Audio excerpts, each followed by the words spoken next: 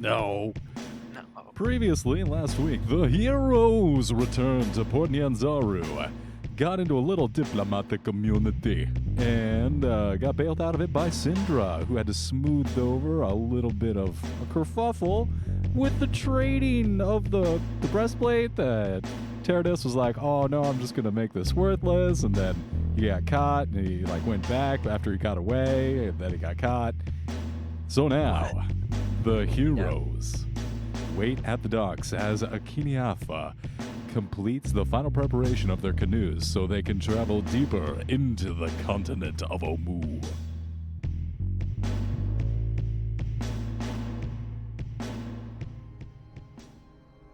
Does Grok, does he still have the leeches, or is he good now? He doesn't need. He doesn't. No, have he the leeches. doesn't. He doesn't anymore. That's awesome. I So think that it's is- because of the dwarf. Zerdos actually cast Lesser Restoration before he was absconded onto another journey. Nice. Mm-hmm. And also, we were waiting for you to go to the quest of the dinosaur, the treasure. Oh, right. The dragon treasure map. Yeah. Right. I And should we have a new guide. Yeah, since we're back, I guess Grok could lead them to those guys. Another S name. Sadira? Salida is Salida. currently off to the side watching some of the packs, these different provisions. There's like a lot of different things that are getting tied down onto the canoes, and you're kind of just waiting for the last bits of these provisions to make their way onto the canoes, and then you're going to set out into the bay.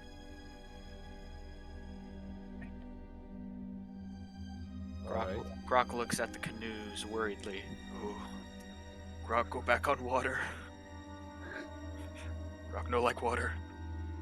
What happened last time? Doesn't like water anymore. He prefer to go on. He prefer to go on walk. You and Salida pinches the bridge of her brow. If you want to make any distance in Omu, you'll need to travel at least up the river Shoshenstar, the Tirik, by canoe at first, unless you want to double the amount of time that you're traveling by wading through endless hordes of jungle and undead armies. But it's your decision. If you'd like to trek it on foot, it's entirely possible. What the hell happened to you guys on the water? We were attacked by a dragon turtle. You were For no attacked. fucking reason. Grok's extended family have bad history with water. So, oh, sorry. Go ahead. Leaving your family aside, Croc, I kind of don't want to get into your personal business. You ran into the dragon turtle Aramang. Did you pay his tribute? Yes, we did, and he's a Grok. fucking asshole. Grok remember throwing gambling money at Turtle. Well, this doesn't speak well of your group. Usually only attacks people who can't meet the amount of his tribute. So, are you all broke? A bunch of broke-ass bitches? Is that what I'm hearing? Grok. What is the amount? Grok didn't pay taxes, so Grok's actually quite well off right now. Funny. Aramang actually attacks. His tribute is determined by dice roll. It's 2d4, and I rolled a 3 and a 4, so it's 50 times 7, which was 350 gold pieces. So it was a really fucking steep. It was a really steep amount of tribute that you would have to throw over the edge. I think you guys ended up throwing 40 gold over the side. That's not Something very like that. fair. I feel like 100 gold pieces on my home. Is it kind of scripted then to kind of always sink the boat then, right? Because that's right at the beginning of the story. Yeah, I don't think I want to go to the water after that incident, and I don't think Teradus wants to go to the water after that incident. Well, I don't believe that the dragon turtle, from what I understand, they're very large. I don't think they'll fit in this river. Well, it is a river. I don't think so, but I'm not going back to the ocean. I will say that. Grok don't know who you are. I am Dwar. I am the god of thunder. I am at your side and my abilities are at your disposal. Dwarf? Dwarf. Grok like this guy. And I like your hammer. Not as good as mine, but still good hammer. Grok's skeptical of your hammer. Grok's hammer has carried him through many battle. Are you a cleric, dwarf? But I am the cleric of me. Thunder.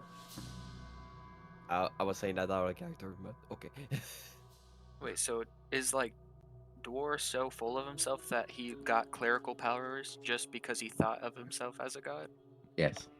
That's crazy. 100%, bro. Yeah. So, let's... Grok, you have big arms, don't you? Can you say that again? I didn't quite catch that. You say you're a strong man, isn't it? Yeah. Do you think you can handle to travel with that canoe to the river?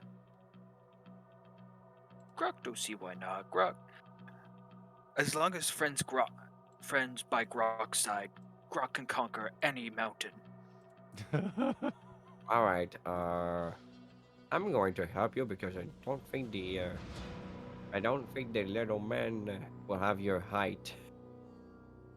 Speaking of a door. Well, Just totally went over his head. What? Hey. Dun-dun-da-da-da-ba-da-da. Anyway. Dwar will climb into the canoe. oh, No, you gotta At put the more front. weight. This might be a while before we get back to Port Nyanzaru. We need to go to the river. We should probably. I should probably. I don't know. I know this might sound stupid, but maybe I should try to go get that map. For the gold, the dragon. Just to have. Not like Well, go right now, but we can wait for the canoe and go to the map at least. well, whatever everybody wants to do. I don't have to get the map right now. It's just Well, What is the map for? Grok. Grok, meet two gentlemen. Gentlemen have map to Great Dragon Horde apparently. Oh, Oh, And I believe we should go get that. That sounds good time. Well, Grok, Yeah. Grok Oh, concur, yes. honestly. Yes. yes, I also have a few friends selling magic beans. Oh, Grok understand. Grok understand that you are skeptical of map. Grok trusts these guys with life. Grok, blood brothers. Grok think blood brothers. I mean, I bet on their dinosaur and it lost, but they're good people. well, I don't know. Like I said, I'm sure I know those magic beans always tend to be very tempting. Grok no like your attitude. Grok, How much are they asking? Grok think you doubt her. I think Grok think you hate her. We hate Man, it. just They say, map free. On condition that they tag along and we share the treasure. I mean, But Grok think that when time comes, we probably just get rid of them, so we take all treasure. wow. And they were blood brothers, you say? Blood brothers to Grok, kinda expendable. Wow. Are we expendable? Pretty expendable. Grok, Your logic is confusing, but your heart is in the right place. Let's go. see, Grok just Grok want more gold for people in group, not strangers, blood brothers. not to say that we're really poor and Grok- want to go to some things. Grok evade taxes, so he's a little less than poor, but Grok understand what you say. Well, if we can find that treasure, well, it's gonna be us. It's gonna be all for us. And also, we can persuade the dinosaur to get us a free ride. Grok thinks so. Grok say we stop talking about map and actually go get map. Let's go. All right, let's start more action. Let's go. I like that. And Grok leads him to the last place he saw him, which would be obviously where the dinosaur races were taking place. Uh-huh. You know, And you that make your area. way over to the dinosaur races, and it's still going on. There's race after race of dinosaur races. The betting continues. Immediately as you get back to the area, you feel the excitement of this particular part of the city, and it's infectious. You just want to put it on black. But Mm. going through... Grok, no have time. Grok, no have time. Don't have time. No, Crook. And They going through, raised you... the dinosaurs? Yes, race dinosaurs. Whoever cross finish line first, win. How big are the dinosaurs that they're racing? There are different types. You're seeing everything from like velociraptors, in which people have mounted, and you see some triceratops. They're racing different kinds of dinosaurs against each other, and they're just going straight through the city streets. There's like a few moments of just like before you see just the entire crowd part, and you like very wisely move to the side of the road before these two dinosaurs just tear ass right down the street. I'm gonna head up to one of the people. You go get the map. I have something to do real quick. I'm gonna head off from the party. I'm gonna head up to one of the people that appears to be, quote unquote, running the races. Mm-hmm. Excuse me. I was wondering if anybody has ever tried wrestling your dinosaurs. Yeah. Oh my god. You go up to someone who's like taking money from another individual and then writing down on a piece of scroll. And he looks up at you and raises like an eyebrow and then looks back down at his papers. He's doing like some kind of math. No, we never have anyone trying to wrestle the dinosaurs. No, we race the dinosaurs. We don't wrestle them. But wrestling sounds a lot more fun and profitable. Look, I don't want to say that's a bad idea. I just don't know if it'd be entirely sporting for someone to go and try their hand at wrestling something many thousands of pounds heavier than they are. I I also like don't that know. challenge. Look, I might be able to put something together, but that sounds difficult right now, especially since I'm trying to host these races. You'll find me later. I'll try and put this together. What's your name? Dwar, God of Thunder. Dora, trying to wrestle you some dinosaurs. I like it. I like your ambition. All right. You come back at the end of the day. We'll see if we can get some kind of show for the later hours when it's not as busy. That might be difficult, but I will try. As Dor goes and he starts setting up a pro wrestling dinosaur over V-Man, no holds bar ultimate match. You, Grok, you see Farrell, and you also see Gondolo. And they look rather dejected. They are once again seated around their bloated Triceratops it's doing the lie on the ground where it's like lying on its stomach and all four legs are just splayed starfish out on the side. Oof. Grok walks up to him. Oh, Grok. Grok, see, your dinosaur still lazy piece of crap. The Lightfoot halfling scout, he comes up to you. Hey, look, he's doing all right. He just needs to rest, and he's gonna be back up, and he's gonna kick some real ass. All right. You can't judge him. I know, like, you lost a little money on him earlier. Look, these things happen. This is just part of the racing, the circuit. This is like ups and downs. You gotta ride the waves. All right. Now, look, we A lot of believe. I lost. We believe in Zongo. Zongo's a beast. He is quick when he's feeling all right, And, at this point, you're just hearing these, like, large rumblings from the dinosaur. Grok. Grok have no time for this. Grok have great news, blood brothers. Yeah, what?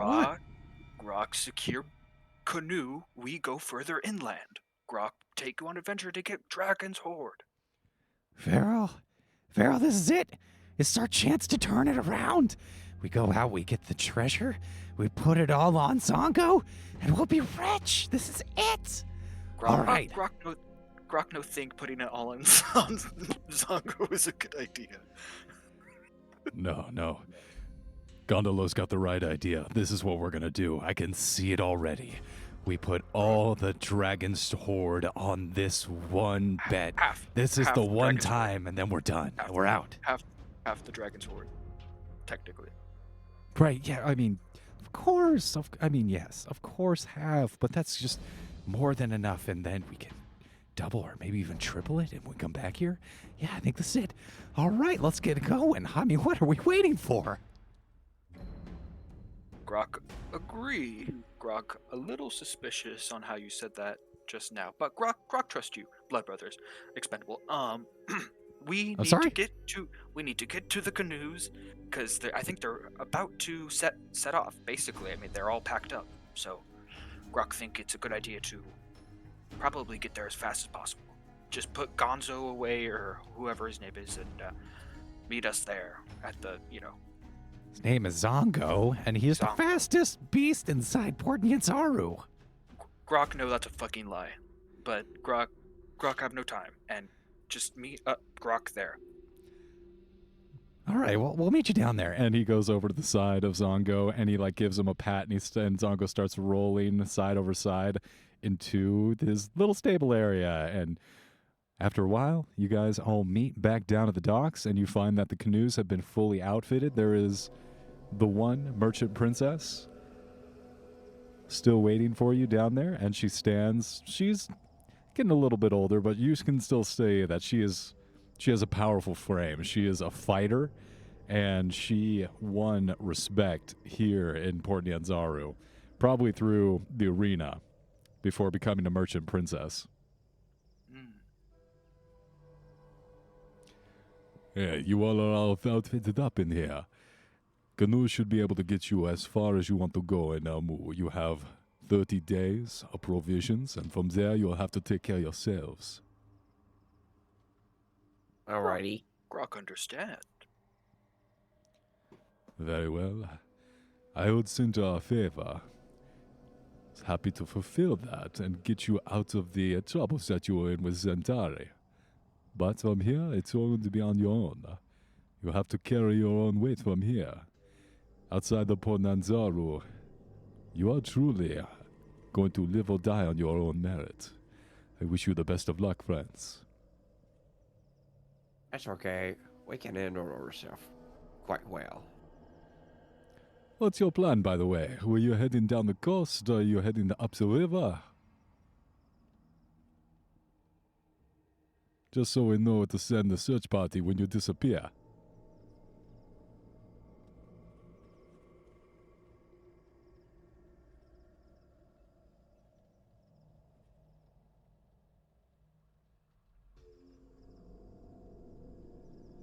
Agree with think that? you, You seem cut to off- be having a you're stroke. Okay, so we didn't hear. Uh-oh. I'm just gonna come out and say it. We didn't. Oh no, it's technical difficulties. Oh no.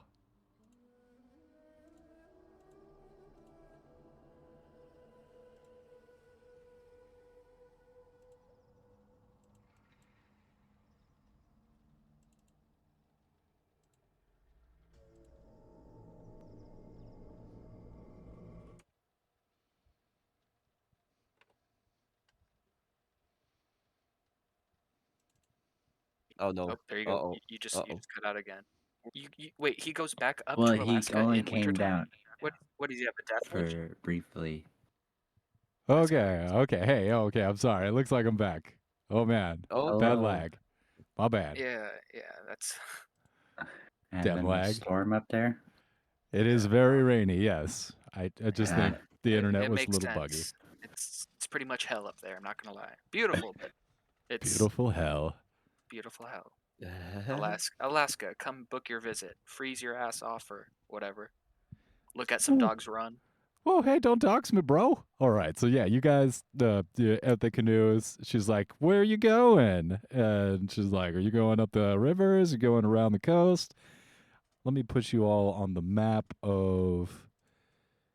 Oh, you're on the map of Opo. Okay, yeah. So you go around side, you go upriver, you go around the other side. What are you doing?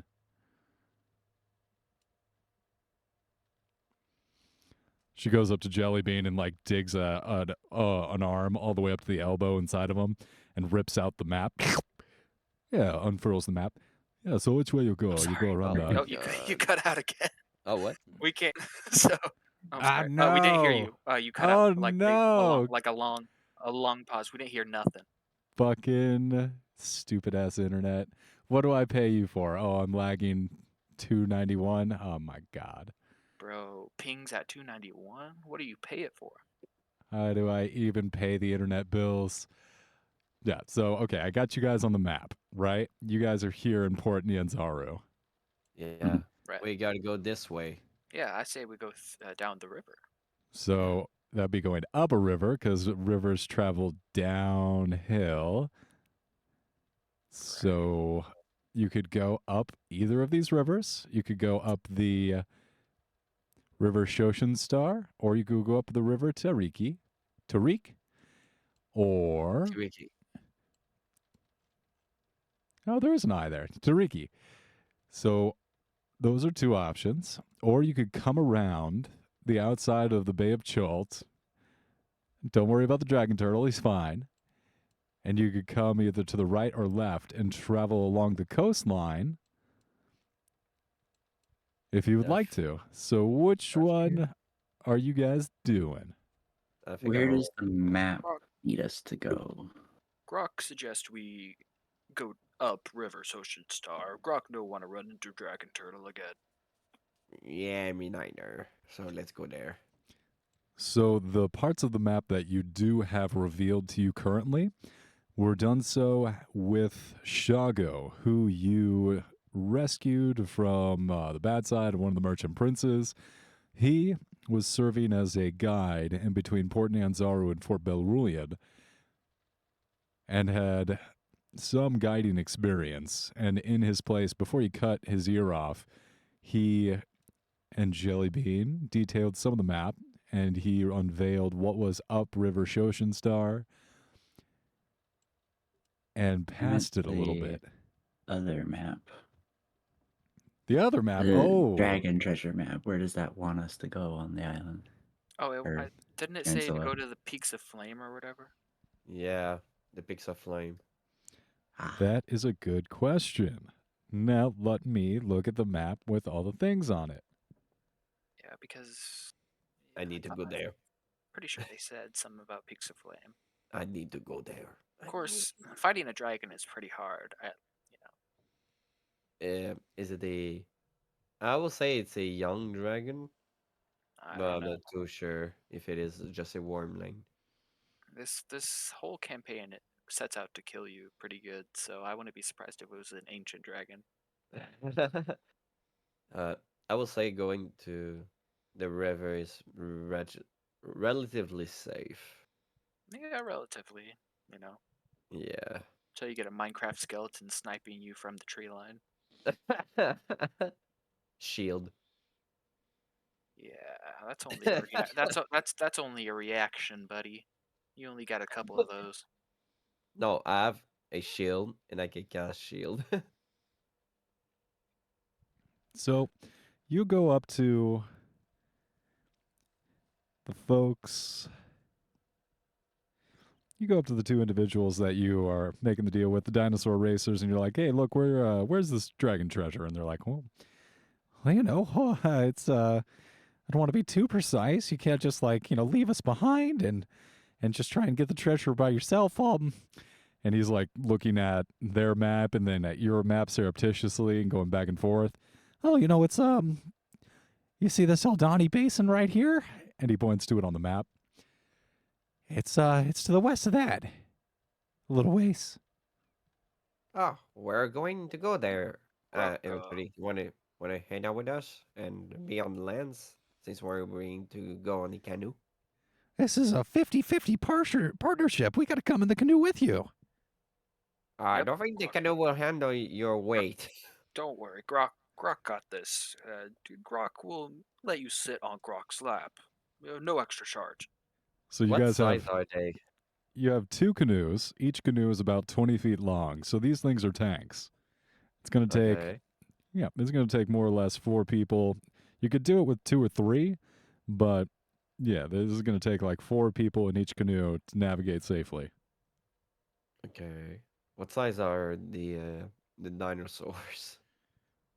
There are no dinosaurs with you currently. Zongo rolled back into his racing cage. Okay. Yeah, he definitely wouldn't have been able to fit on the canoe. He's a big boy. Yeah, Triceratops isn't going to be able to stuff himself inside of the canoe. Yeah. Best he would do is like See. maybe fart on it. He likes Do to we eat. have extra people with us to steer the canoes, or is it just us? So you have your guide, Salida, who you picked up at Fort Belrulian, and now you have Farrell, who is a human, a Kashite human, Kalashite human, and Gondolo, Shite. who is a halfling. Nice. So we have 7 total. That's good enough. I've been That's forgotten. I included you. know. There's 4 of us and 3 of them. Oh yeah. Torg, Rock, Teradus, and Orin. Yeah. You can't forget the DM's self-insert OP and NPC. You know what I'm saying? Dagger blood blade. Dagger blood bleed metal. No, Salida. Level 25. I'm just kidding. The child. The child is level 25. Can come kill you. All right. So yeah, Grok gets into a canoe and kind of gets in very like reluctantly, but he eventually gets in. He's like, "Oh god, oh boy, I don't want to end up like my second cousin." And he sets foot and gets some paddles, and he's ready. Everyone else, you pile in after Gronk? Grok. Rock. Grok. Yeah, I'm not Gronk. Pull the lever, Gronk. Yes. All right. So All right, let's you all So- get inside of the canoes and start paddling, and it takes a second to kind of like get the rhythm. You're finding that, especially out here in the bay, that's a little bit of a wind coming in. It's white capping, not terribly bumpy, but just enough to make it figuring out the canoe a little bit of a challenge before each of you find the groove and you find the pattern of just one after another. The paddles dip into the water and you pull yourself along smoothly until you come to the river mouth of the river Shoshenstar and you start making your way up. Who would like to roll a survival check? Who has the eyes? I got the highest. Don't worry, I got. Wow, metagaming, bro. This. Well, I mean, I'm proficient in it. It just makes sense that I would do it. I will do 1 for the other canoe. Yeah, that's a good idea. So All right. survival. Here we go. 14. Not bad. 15. Well, what's interesting? Interesting. Why does it say that?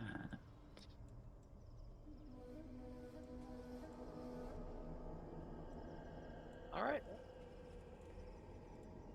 Oh, look at that. We're making our way uptown. You travel up the river uneventfully.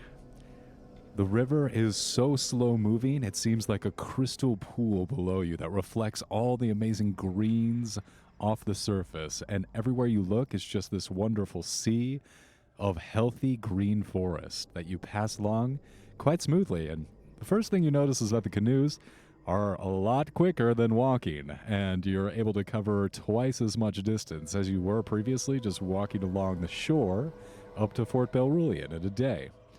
It takes most of the morning, but you're able to cover a substantial amount of ground as you start making your way up the river. May I ask for another survival check as you continue to ply the water? Nat 20, baby. 23. Damn. No. Mhm. 60. Yep. Yeah, 20 miles upriver. One stroke of the paddle is all I need. It's uncanny. Dwar, you're following the lead canoe as Grok is just picking the perfect tides, the perfect parts of the river where he's almost being... He's surfing upriver. It's amazing. And you just following right behind him. I'll say that you are able to, just because of the path, the kind of lines that you're cutting through the river, you are able to gain an additional 10 miles that day.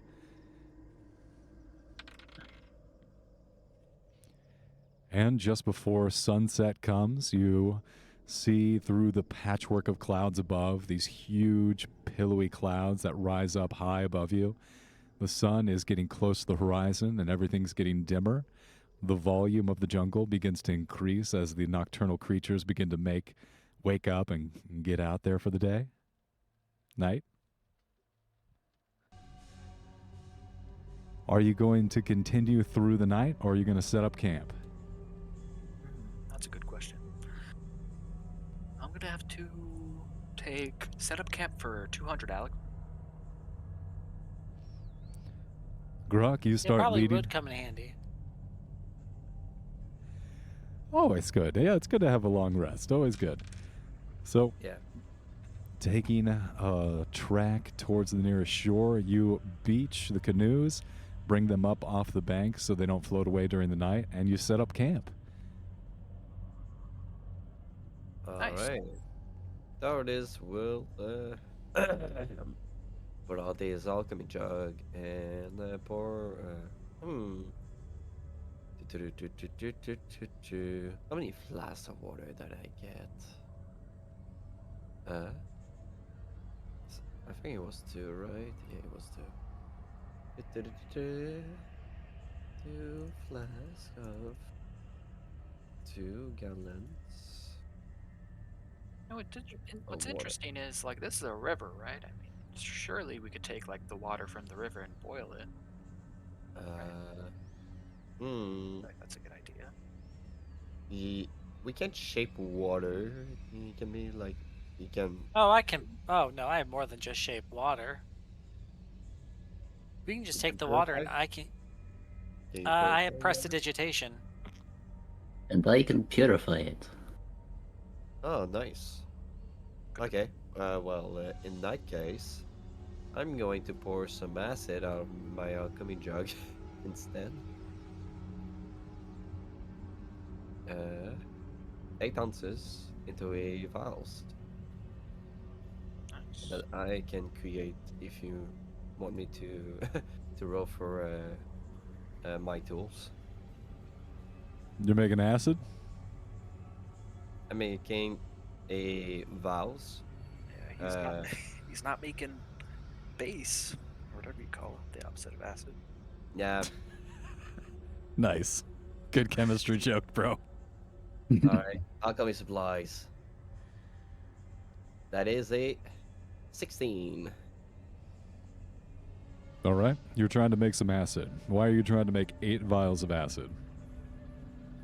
Because there's 8 people here. Just kidding. You know, Everybody? none of your business, or I can tell you why. Yeah. All right. Go ahead and I'll add your DM you. I'll inventory. DM you. You're going to laugh at me and just regret that I am this kind of person. Oh, I don't like that. I don't like this either. All right. Go ahead and add to your inventory 8 vials of acid. Nice. All right. And while he's doing that, I will make sure that there's enough water for everybody and then purify food and drink. Nice. All right. As long as you're I can just purified. prestidigitate that. Did you get my message? Grok drinks the water from his. He fills up his water skin and then drinks it. He doesn't want to be an animal, so he just Gatorades it into his mouth, just squeezes the skin, squirts it into his mouth. Easy.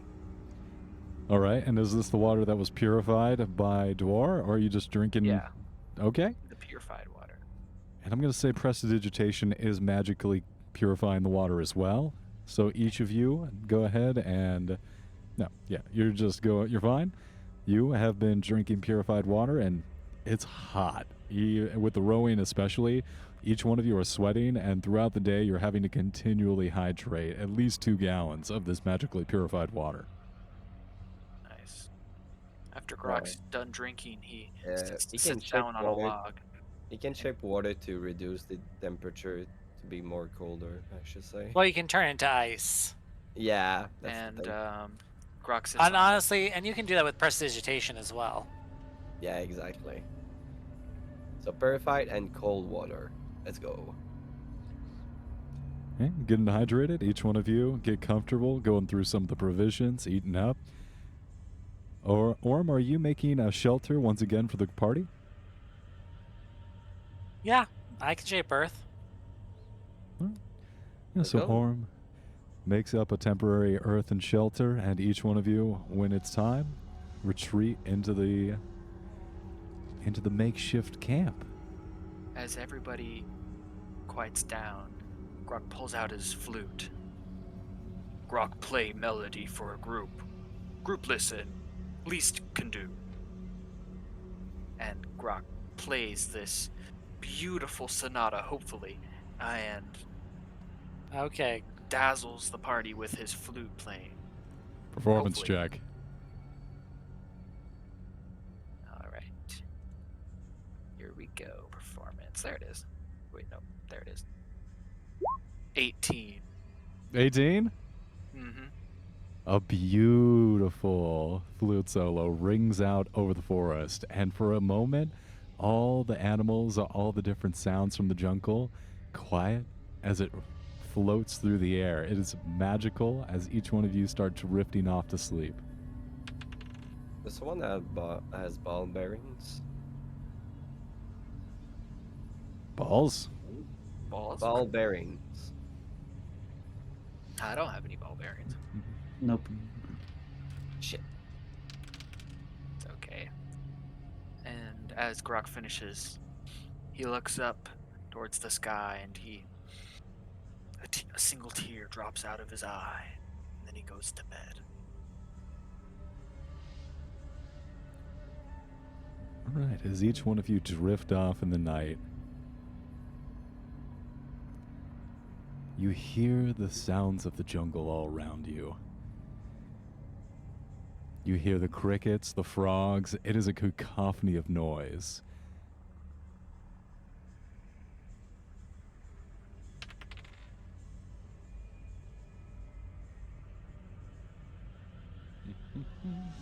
There's 4 of you, huh? At least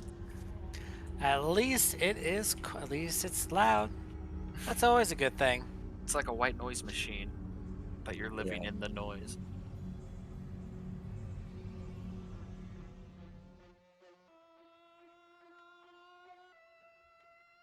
Uh-oh.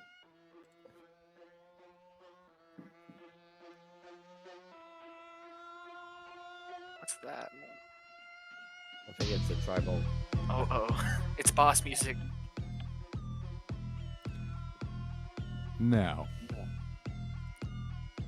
Grok, Yes, sir. you're feeling proud of your performance. It's comforting to know that you can make such a wonderful, beautiful music that your friends enjoy and lull them off into sleep. And as you kind of shift and get more comfortable, you feel something wrap around your leg and then yank you out into the jungle and start dragging you through the ground. A hand comes over your mouth and starts to smother you as another strong arm starts to lift your other arms back over your head. You are being fireman carried out of the camp. Surely I could make a save against this. You resisting? You don't want to just let them carry you off into the jungle? Maybe they're No, nice. Yeah, I want to resist, I think. All right, make a strength saving throw. Okay. 21. Wow. Not as good.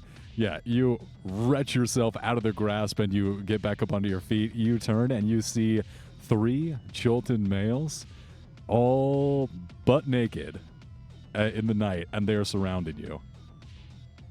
And as you look up, you see another few of these warriors surrounding the rest of your camp and slowly making their way in, stealthily trying to get closer to the rest of your companions. Grok, not interested in your lifestyle? Grok politely decline to join you, and then he tries to yell for his friends to wake up, like, you know, Grok, say wake up right now. All right, yeah. Naked men coming towards you. Yep, that's going to be initiative. I'll get you all roll initiative, please. All right. That's crazy. Give me a few moments here. Oh, Oh God, that's a 4. I got Oof. 8. Ooh, that is not good. both my characters are bad at initiative. Got it. My God. Oh God, that's not going well. Oh my god, you got a 1. That's crazy. Oh my God. Got a 1. I got 19. Oh, there we go. Oh, there we go. Oh God. I mean, we're going to wake up, so it's fair. Yeah, I'm a very heavy sleeper. Yeah. This is snoring, but like very, very low. Do we have a map? Yes, hold on. Oh God, you're so far away.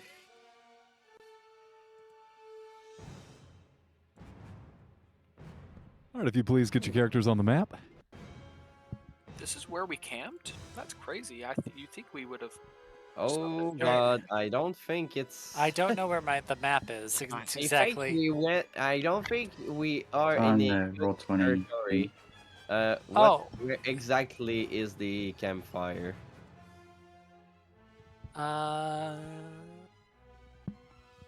I don't roll think it's. Let's say where's here. this? Let's say here, I guess. Oh, no, where's the roll 20? I'm trying to find how far back it is. Because I don't think Whoopi, I... you could just send a new link to. Let's send in there. a link now.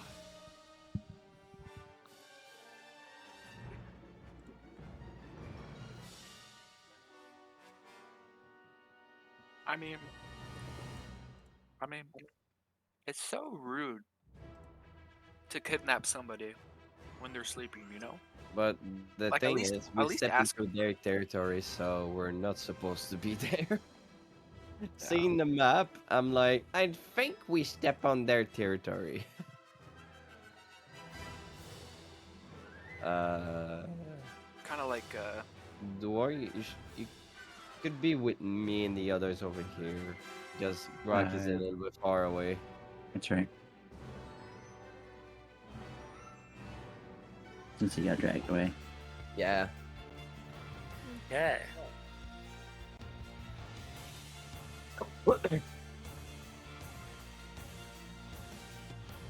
Yeah, I think we step into their territory. tell you what, if like 2 nude men just like kidnapped me, you know what I'm saying? And I think was it's sleeping, tribal. that'd be pretty terrible. That'd be pretty terrifying. I think it's more like a tribal or something. Okay. Where is my character?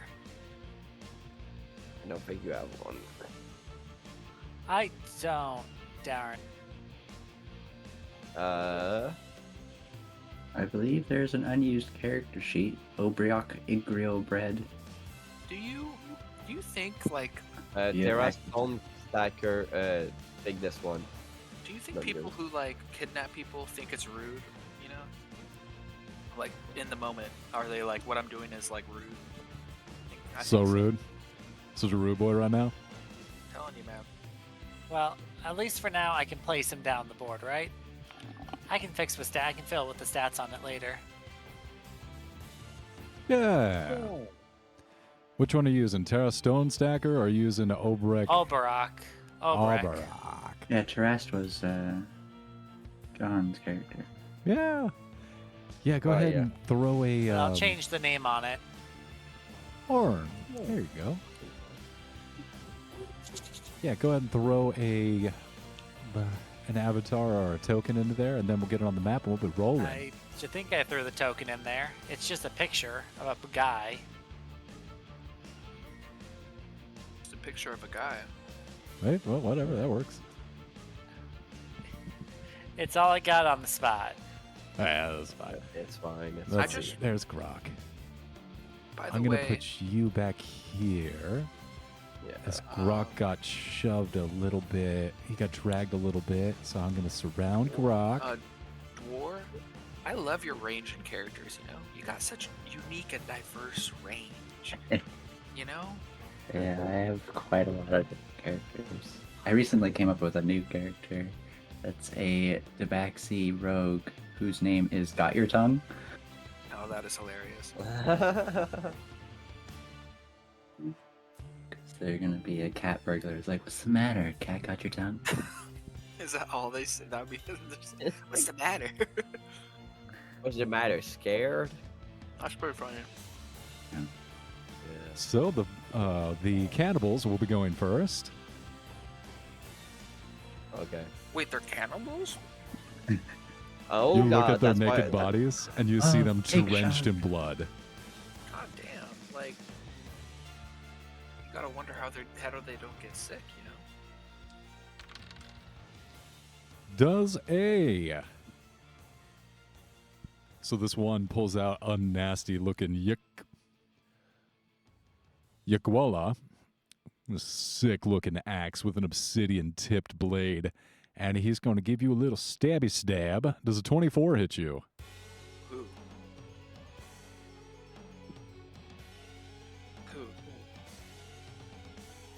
Who are you hitting? Oh, I'm sorry. Garok. Garok, does a 24 hit you? Yeah, of course. Okay, well, I'm going to go ahead and chop you into little tiny pieces then. I need a D10. D10? Bro. So that's going to be You can't do this to me. a 10 plus 3, so that's 13 slashing damage. 13? Rolled not max really fair. damage. You didn't give me a chance to rage. Does a 15 hit you? Yeah. That's going to be 5 points of slashing damage, and then the other cannibal is going to go ahead and give you a chop. 13 does 12 hit you? No. I'm pretty sure 23 hits you though.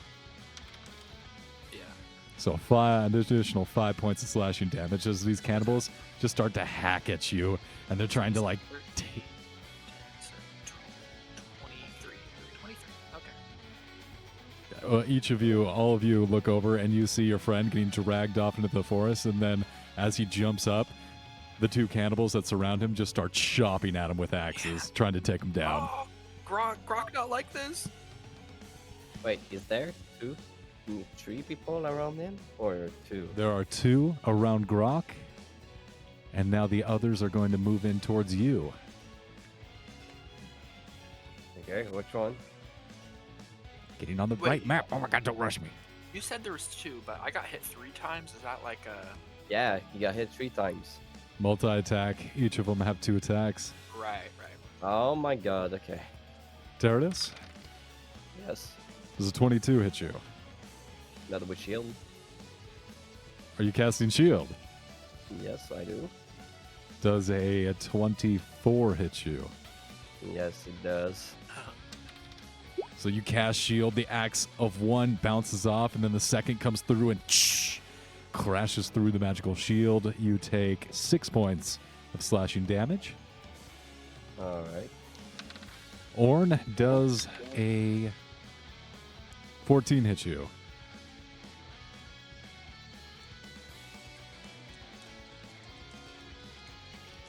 Orn? There. Might have to come back to Orn. Yes. Orn, Me? does a 14 hit you? Yes, that does. Sorry. No problem. You are going to take 9 plus 3, 12 plus 4. You're taking 16 points of damage as this axe comes in at you twice. Gives you some good chop chops. Okay, I am not looking too good.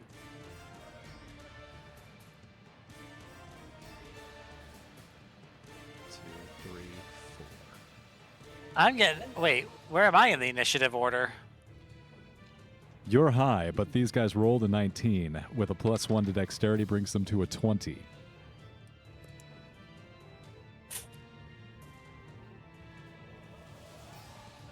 I am not happy. No, that's upsetting. Does a 8 hit you, God of Thunder? An 8? An 8. No. How about a 15? Nope. All right, yep, both of these axes, you bounce them off. They cannot touch the God of Thunder. That's going to bring us to Orn's turn. Hey, where are you, they? So yours Wait, is right in one's front really of you. close.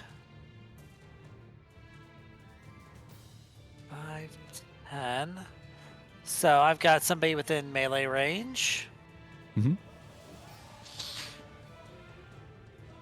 Perfect. Uh-oh. When a cleric says that, you know he's gonna do something crazy. Oh, shit. Oh, I'm not a cleric. I'm a sorcerer. Right. Sorcerer. So, to start with, I'm going to first cast, as a second level spell, I'm going to cast Arms of Hadar. He needs to make a strength saving throw. We rolled good. What'd he roll? Rolled a 17, and because they're cannibals, they're very strong. So that's going to be a dirty 20. Now, I know this is strange things to ask, but what if you raised dead with the remains inside a cannibal? The target takes 2d6. Okay, so he's going to take... It's a good question. Normally, you have to be able to see the target. So he's going to take... Okay, so I'm going to cast that spell. Also, I believe Now, I raised don't dead know. requires a full body, not parts. But what if a cannibal ate a full body worth Anyway, we can talk after. Let Orm take their turn. 3d6. Okay, so he's going to take 6 damage from Harms of Hadar. All right. And then I'm going to burn one of my sorcery points. I'm going to burn, let me see here, 2 of my sorcery points. Whoa.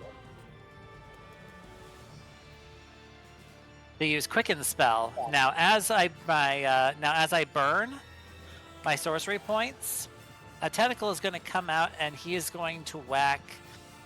How do I mark somebody? The one in front of you? No, the one nearby. He's within 30 feet. Click and hold, or right click and click the ping. Or actually, you know what? It will be the dude in front of me. Why not? Why not? He's going to have to make me a charisma saving throw. All right, let's make a charisma saving throw. Nah, not that one. Let's use charisma is kind of pinkish. Yeah. All right, rolling high. I have a feeling they're, as cannibals, probably not very charismatic. No, so that's an 18. He succeeds. Maybe it'll go off next time. Is there anything else in your turn, Orm? Oh no, I'm casting another spell, but first,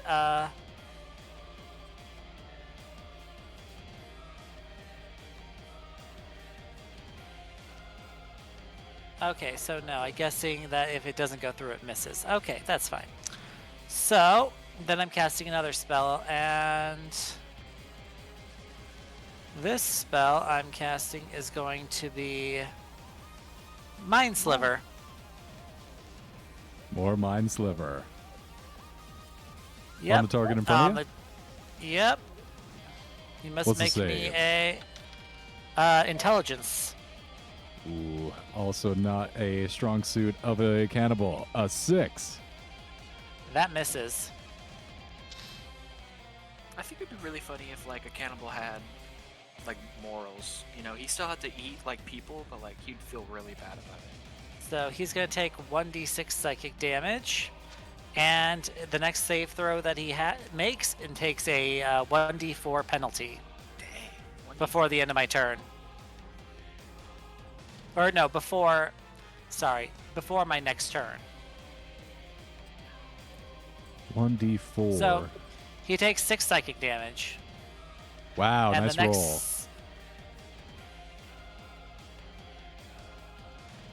All right, and his next saving that's throw. literally, that is all I can do. Yep, and the next saving throw before my next turn is, he takes 1d4 penalty. Understood. I've got it. That's going to bring us to the next... actually, I don't have the rest of the initiative order. What's the rest of y'all's initiative? I think Grok is going first, then me, then Dwarf. Or got a 1. I got a 4, and Grog's got an 8. Yeah, I got an 8. All right, it's going to be you, Grok. You're up. All right, finally, Greg gets to do some stuff. All right, so Grok will rage. Grok no like trying to be eaten. And he gets his maul. Wait, no, he doesn't have his maul because he was dragged away. That kind of puts a damper on things, I guess. Okay. I'll say you have your maul. You have your equipment on you. Okay, that's better. Okay, so Grok takes his maul and he takes aim at one of these bad boys. But before he does, okay, so there. Never mind. Okay, he's just gonna make a regular attack. So here he goes. One maul attack at this one right in front of him. He got a 9 to hit. But he's gonna reckless attack, so he gets advantage.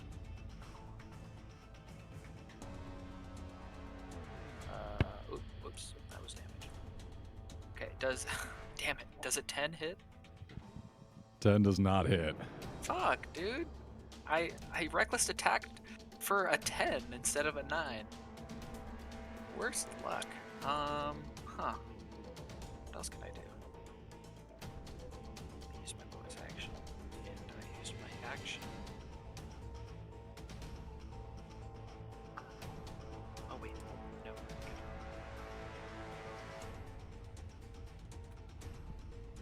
Yeah, that's not good. Okay, yeah.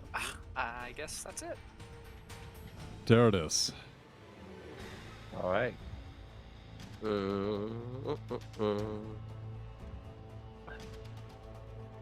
All right. You're gonna cast Create Bonfire over here. Yeah. And he's going to throw a blasting powder on the bonfire. That's a good idea. Will that hit Grok though? Yes. Oh, thanks a lot. Thanks. But you have advantage on dexterity saving throw. That's good at least. So yeah, he's going to do that. These both have to make me a dexterity saving throw. All right, so the rest of you see the jungle light up as this bonfire erupts into existence, and then this tiny little package sails through the air. Not good.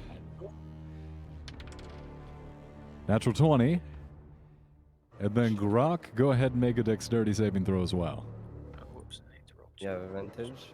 Okay, Ah, 11. damn. Okay. Those Sardines succeed. You take 12 bludgeoning damage, and those are succeed, you reduce it in half. Does a 13 save? Yes. So is 12 damage reduced to 6? Yeah.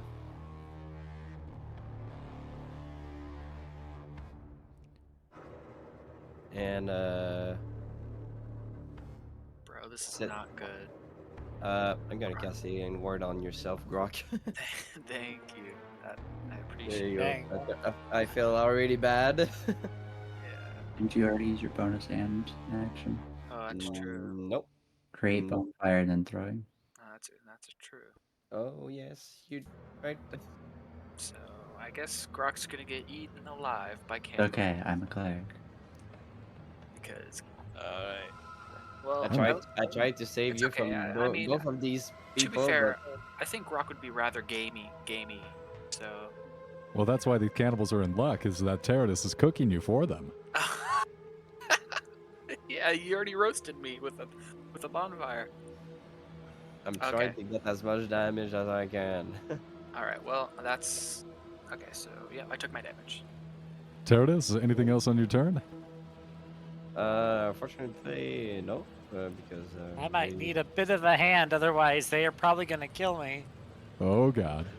All right, I'm that's going trying, to be... man. I'm trying. I can't Over. help but feel At this least I is did 6 bludgeoning damage to these motherfuckers. At Grok. least Yeah, Grok can't help but feel this is somewhat his fault for playing his flute.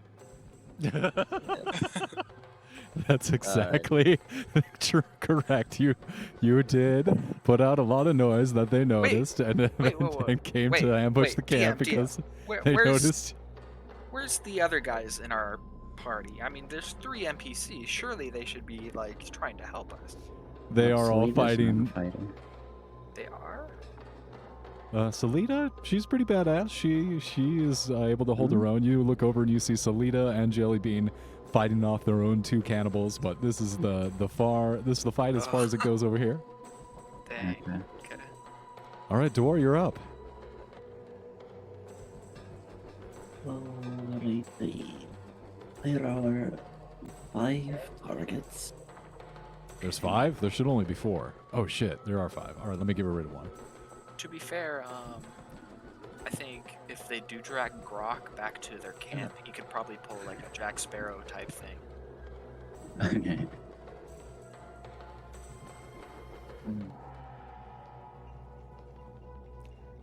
See, that was the 3rd movie. See, no one saw the 3rd movie. They don't know about the Really? Nobody cannibals saw the trying to third eat Jack, and Like, and then he becomes king of the not- cannibals. Oh, I'm not gonna lie to you. The 3rd movie is like that ties up the trilogy until they made the 4th movie. There's a third movie is- 4th movie. Oh my And, well, god. and then they made a 5th movie. Oh my They won't god. stop I think they're God. making a 6th, actually. Oh my they god. So basically, yeah. So the 3rd Except movie it was Well, doesn't they have were- Johnny Depp. Yeah, I'm they not gonna were. lie. Yeah. The 3rd movie, I think, grossed just as much as the other movies. In fact, I think as many people watched the 3rd movie as the first movie. Again. Dwarf does kinda- not it's kinda like- currently have anyone engaged. No, because it's kind of like you don't There are just watch 2 2 of the Lord of the Rings movies. You Grok, watch all 3. on the scale from 1 to dying, how close to dying are you? You can see as Grok is bleeding profusely from all orifices, and he's like, Grok not feeling too well. Grok probably, from 0 to 32, would probably have to say he's like a 3. Right. Orn? Yes. On a scale from 1 to dying, how close are you? Oh, I'm at about almost 1 hit away from death. Oh boy. I am not Oh, boy. durable. he says, oh boy. I'm a mage. I'm not durable. We're not known for our heavy durability. Durable mage. It's the new kind of mage. I'm no tank mage. Sorry. It's a fleet mage. It's the it's low maintenance, reusable parts. I just thought of something really funny. So you know Scrub Daddy. I'm sorry, this is not related at all. What if it was Scrub Zaddy? I'm sorry. Oh no. I'm just having fun today. I'm in a good mood. No. You're measuring squares? How are you doing that? It's amazing. Do the imagi for the magicum. Is he about to Something cast like that. Thunder Wave? That's about like literally the only square spell I could think of. It's very bad positioning. Do not hit my allies. So we're playing with the rule with only one leveled spell per turn, yeah? Mm-hmm. Okay. He's not giving us any advantages. At least a Baldur's Gate where I could cast multiple. I know, for real. Baldur's Gate is. I understand not doing It's that because it sick. can be pretty strong. Yeah, Baldur's Gate is sick. That's why I was actually late today. I was beating Orin. Don't Nice. spoil. Oh, sorry. Spoilers. Sorry. We don't even have health potions. We really should have. We really should have. That's why I'm trying to gather these things to make fucking health potion. Trying my best. We really need like I don't even know like an artificer like in our. Are you fucking kidding me? I know. I'm here, you dumbass. I know. That's why you're not doing your job correctly. Oh, I'm man. not fucking healer. I'm First just of kidding. all, I'm just Called kidding. out. You're doing a good job. This I'm guy over trying. here. I mean, Not like because you have advantage and dexterity yeah, and I you have mean, rage. I was eight- like, okay, eight- it doesn't take too much I damage. mean, out of it. maybe you could have made like 2 healing potions instead of 8. No. Acid. No, I had to vials. get acid. Acid, bro. It's okay. I don't even know why the funny part of the acid was. Nobody explained it to me. Oh, you will find it soon. I DM'd Wookie about it. I don't think he's gonna be happy. I just that's Wookiee doesn't really get all that. He doesn't get all too crazy. So I'm wondering what you sent him. Send me some Because- acid. I'll get crazy. Oh, this is why I love you guys. You guys are so funny. This is awesome. What are we doing, Dor? It's been a long time since I never played It's a been so periodic. long. Yeah. It's been. Headstrong, so the word is going to, as a bonus action, cast Spiritual Weapon. And place it next to Grok. Right here, I don't have a thing that I can use for that. So I'm just gonna do that.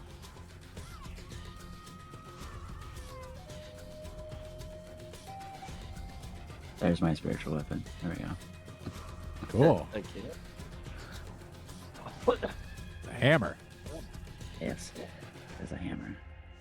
And then I'm going to move me here. Wait, this one has minus a D4, right? Mm-hmm. And And it's that's the one saving that's been throw? fucked up. Yeah. Roll me that D4 if it's a C. If you got a 13. You got a 10. So it takes 12 bludgeoning damage. Yeah, so Dor, as you're running up to that one, you just see him collapse into a pile of gore and viscera. Oh, I will redirect to here. Thank you. Alright. Yes, okay, as part of casting that spell, Spiritual Weapon makes an attack. So Spiritual Weapon will attack the one on its left. As a 17. 17 hits. It'll be 6 force damage. I've got the damage. And then I'm going to be taking my hammer in 2 hands and slamming it on this other guy. It'll be a 16. 16 hits. I am going, since we didn't get our long rest, but we're going to, I'm going to go ahead and use my Channel Divinity to get max damage. Wow. That's really funny. Dwarnir. That's pretty good. Volnir, yeah. That's pretty good. So it is going to do 11 thunder damage. Ooh. All right. So, yep, that hurts. You slam into this guy, and you can see an indent where you smack him with your hammer. Like, ooh, Muscle shouldn't do that. There's a slight crack of thunder as it collides. Anything else on your turn, Dwar? That will be all. Brings us back to the cannibal's turn. This cannibal that just got hit with a spiritual weapon is like swiping at it and trying to get the magical hammer out of the air. It He's gonna- does have AC and HP, so that is possible. Or does it? I think it does. Spiritual weapon. If it does, it is not in my... No, I don't think he can hit it. Not in my spell description. Yeah, trying to swipe at it a few times. He focuses back on Grok as Grok is very hurt. Does a 14 hit you, Grok? A 14 is my armor class, so I'm guessing the enemies tie goes to enemies or what? Meets it, beats it. Meets it, beats it, I don't know. So yeah, okay, so yeah. That's gonna be hitting hard. 12 points of slashing damage, along with. Grok is down, so you probably don't need to. Oh no! Yeah. Grok hits the ground. The cannibal will go ahead and move around Grok, Leaving spiritual weapons melee range? leaving spiritual weapons melee range. Opportunity.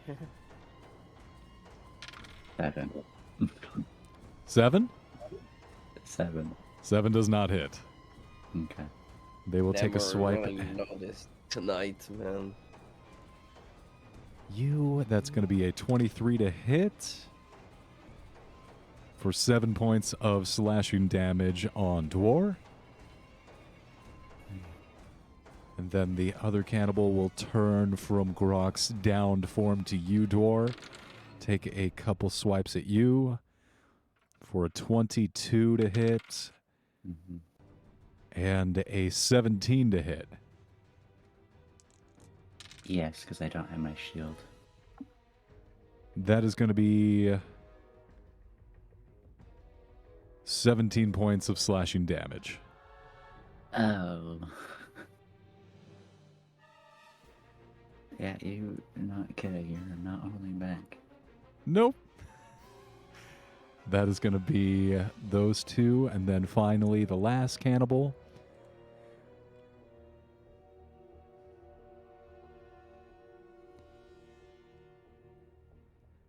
Is going to leave Terodus's. Alright. So you may Let's take cast a. spell. Then. Oh, you're going to cast a spell? Can you do Yeah. that for a reaction? With Warcaster, yes. Damn, he's got Warcaster. How would you be a How? forecast? Oh, wait. Level 3. No, never mind. That's not part of it. But So I you will can- attack it with my spear, though. Go ahead and give him a poke with your spear.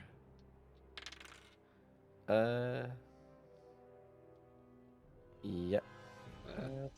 DM, Yes. did we level up last session? Nope. Oh, okay, well, Uh, okay. I was just wondering because he said Warcaster, and that's a fee, you know. No, he doesn't have Warcaster. Oh, okay. that's going to be a 23 to hit him. That hits.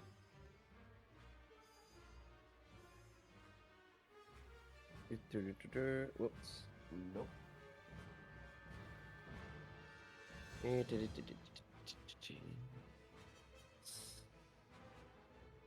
gonna take 7 piercing damage. Ouch. Good hit. So you stab him, and he starts to limp away where you shoved your spear into his thigh, and he pulls it out, and he's bleeding profusely, but he's able to get on the other side of Orn, and he tries to slash out with his axe. Does a 10 hit you, Orn? No, it does not. Rolled that with advantage, too. Just really bad roll. Does an 11 hit you? No. So each one of this guy's attacks, with advantage, by the way, just swings wide, unable to steady himself back on his wounded leg. That is going to be the end of the cannibal's turn. They are looking around. They see that their fellow has been knocked unconscious. They're not looking too confident. They thought they had the drop on you and that they were able to just take you all out and put you all in the pot, but no, now they're looking. The surrounding jungle looks like they may be looking for an exit. Just remember, I have an ability that is a reaction to taking damage that I would like to use.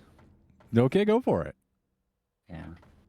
So the one that hit me and did the 17 damage, needs to make a dex save. Not good. A 7. That does not pass. So he is going to take 2d8 thunder damage. Oh no.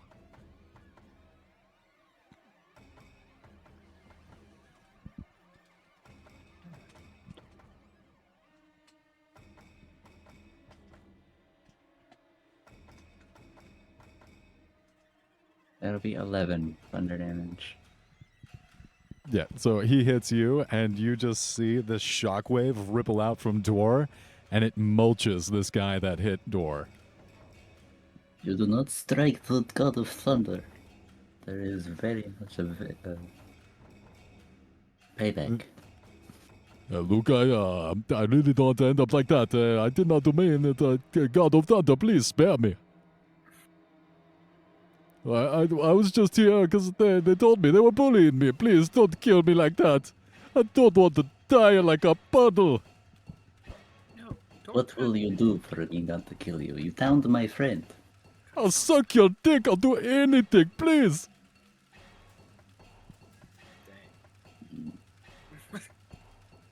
Darius as not having More the- worried to bite it off, so no. You saw through my clever rules to get your sausage. Oh, I am too smart for you. no remorse. No remorse at all. Orin, it's going to be your turn. We're back up to the top. So what's up with the cannibals? Are they kind of giving up, or? 2 are down. 2 look very, very wounded. One of them's trying to negotiate a dick sucking to get his way out of here.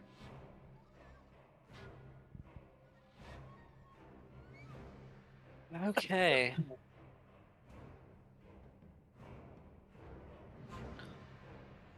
Well.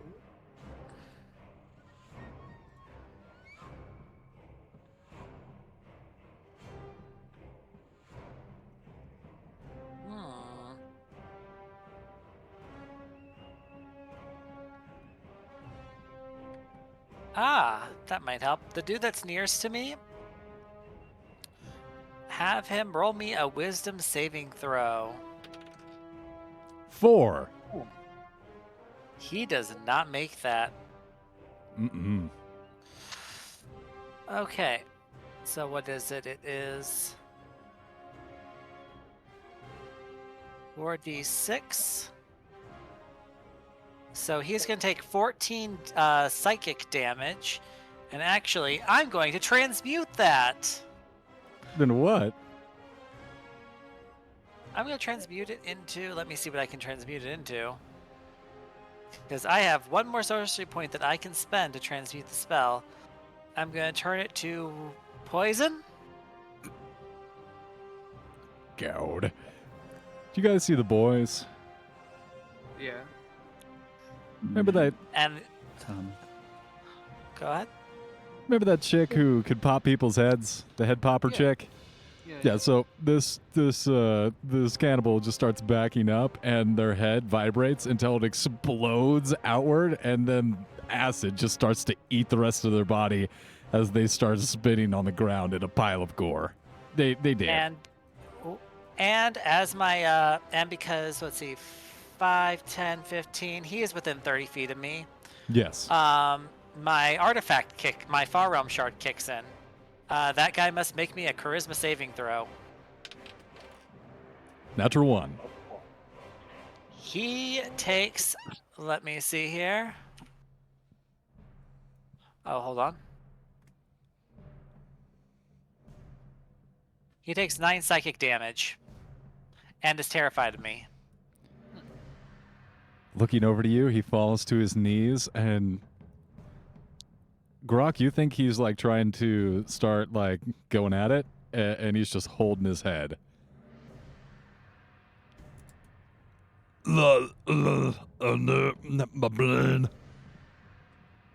He does not look. There's blood running down his nose and ears and eyes. He does not look good.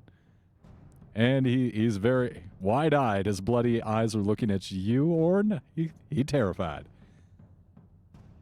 Anything else on your turn? That is all I can do on my turn. I think that was a lot. Grok, you're up. Right. And did I get healed? No. No. No. So yeah, death saving So- throw time. Yeah. Alright. Sounds simple enough. Oh, okay, guys. Natural. Two Natural 1. deaths. Mark Nice, two failures on your death saving throws. Right. Teradus, you see your buddy Grok on the ground bleeding out fast. What do you do? Bonus action, healing word. Give me a second. I will shave you. Seeing that he's bleeding, I think it's a good time to. Oh my god. No, I was going to heal him no matter what. God damn it. He rolled. He takes 5 hit points. Nice. And as an action, because he said so, the acid I can throw at this creature as an action. I have to make an improvised weapon attack. Go ahead and make an improvised weapon attack. Oh my fucking god. That's a 7. Acid splashes on the ground right next to him, and it doesn't break out of the bottle. It's kind of click, clunk. Why? Going to stay close to his friends. There you go. Yeah, so you surround him. Grok, you come back into consciousness. You look over and you see on their hands and knees, just barfing blood and gore on, pretty much on your feet, is this cannibal, and it's all red because he's been eating blood and gore. Grok stronger than he thought. Grok, one look is all it took. Dwar, it's your turn.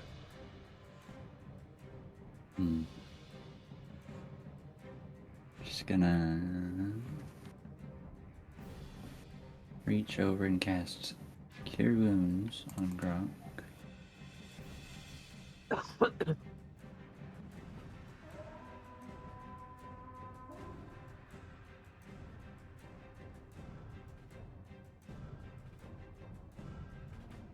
That'll be 9 healing damage.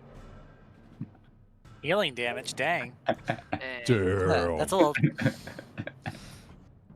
nice. Alright, thank you. And then bonus action, Spiritual Weapon. What up? Spiritual weapon.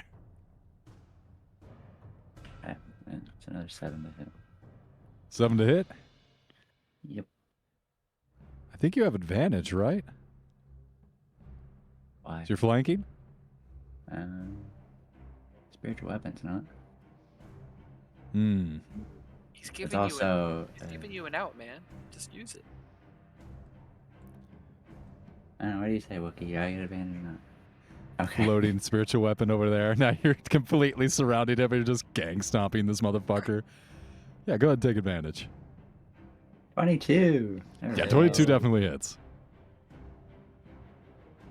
8 force damage. So this cannibal just through gasping, barfing of blood and gore as blood leaks out of his eyes and his ears. Please, please let me live. And the hammer just starts beating him into the No gore mercy pile. for the wicked.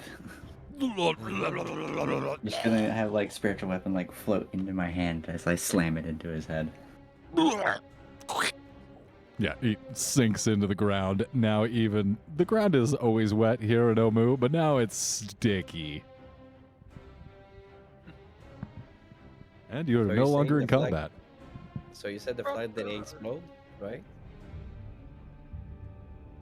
I'm sorry? The flask? Oh, no, it did not break. You can walk over and pick up the flask. You still have 8 flasks Okay, of acid. Thank you. Grok think he pulled his weight in that fight. Or It's alright, I Doc. do not agree. Sorry, I didn't notice you weren't on the way of the explosion. Didn't mean to. Grok understand, but Grok think still dumb move, but you know, not here to judge. Sorry. Anyway, Heals you for like another No, D4 because mean, he feels guilty. okay. Wait a second. Alright. You heal for 6. Cool. Thank you. You're welcome. Wow, so much healing. Oh, sorry. Yeah, he heals you as well.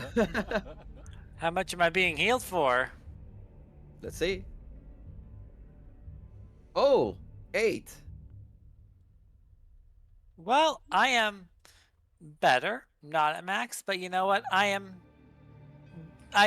able to at least take a hit. We are about to go finish our long rest, so Yeah. And now I think Grok it's need a more long clear. rest. Yeah, Grok it's more tired. clear. Where's that? I'm beginning shift. Orin, did you have a question? Oh, no, should I just- I just kind of want to take the flute and just snap it. No. You That'd wouldn't be want to. no- You wouldn't want to do that. Yeah, you don't want to do that. All right, so Dor, make- returning back to the enclosure, you hunker down for the night, going off to get your long rest.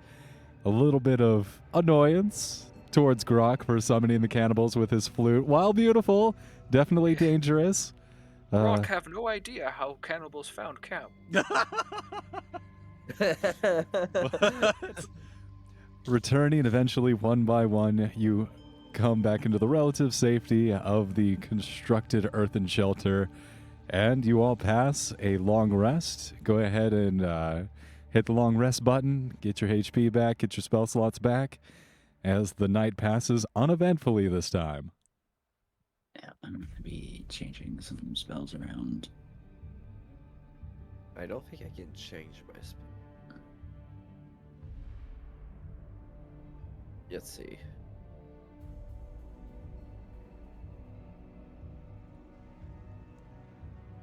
And as you prepare for the day, you work through your magical spell books, getting them ready and preparing what you need for combat. You see Salida, Farrell, and Gondolo all out by the canoes, getting everything ready, making sure that the oars, nothing was tampered with, that the boats are still intact.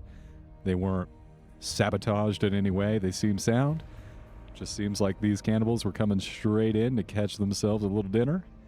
And having repelled them, you're all ready to continue making your way up the river Shoshenstar. Oh, I can change it when I do a long rest. I found it was when I take a level. Let's go.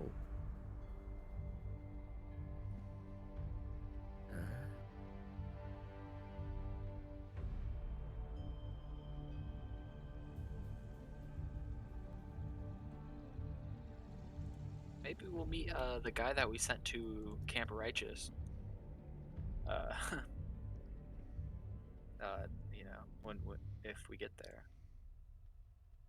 Oh, as though if we get there, I feel so confident that No. we use the term if. Well, you never know. Why you have to be so pessimist? We know that fight just well. Croc agreed that we fought them off. Yeah, we didn't die, didn't get captured or devoured.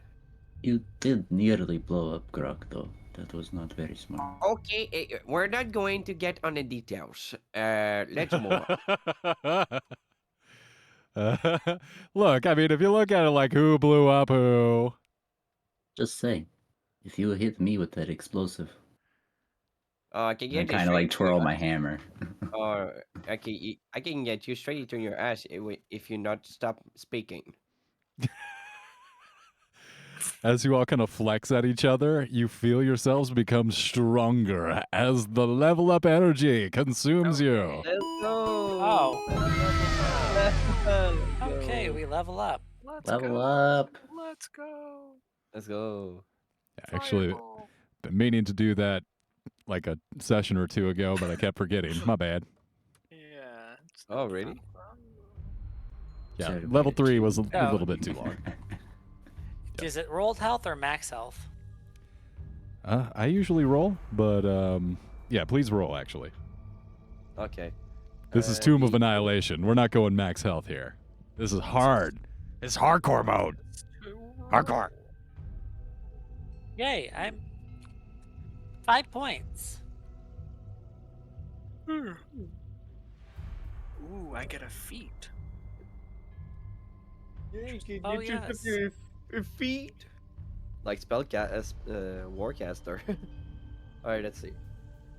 I roll a fucking 1. Are you serious? He is serious. I roll a 1, but it's The plus 4, so it's Soulmonger. okay. It's plus 4 HP. It's still bad. The Soulmonger calls out for you, Teradus. Oh. It wants to numb your soul. Oh, I guess I get plus 2, so 5, so it's 27 is my max health. Got it. Nice. All right, so you all pile into the boats and start rowing up the river Shoshenstar. Go ahead, whoever's manning the survival check on each boat, please make survival rolls for me, as you got to make sure you're pointed the right direction. Let's go, max roll. Oh my god, fuck you. Fuck yeah. Why? I rolled so great. I rolled an 8 and a 7 for the first, and then I rolled a fucking 1. Wait a minute. Wait a minute. 8 plus 7, 15. Wait, Plus 11. Wait, I have to calculate. Really wait. quick.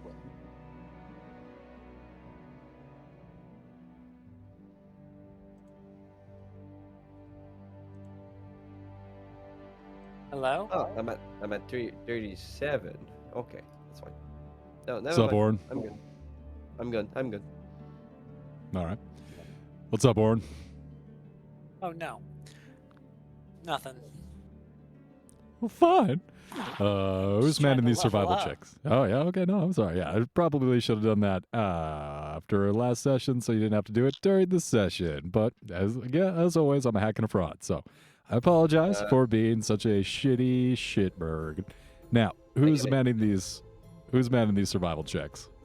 I'll do I got a natural 20. it. Never mind. Probably should use that. So we got in one boat, we got Teradus leading the way.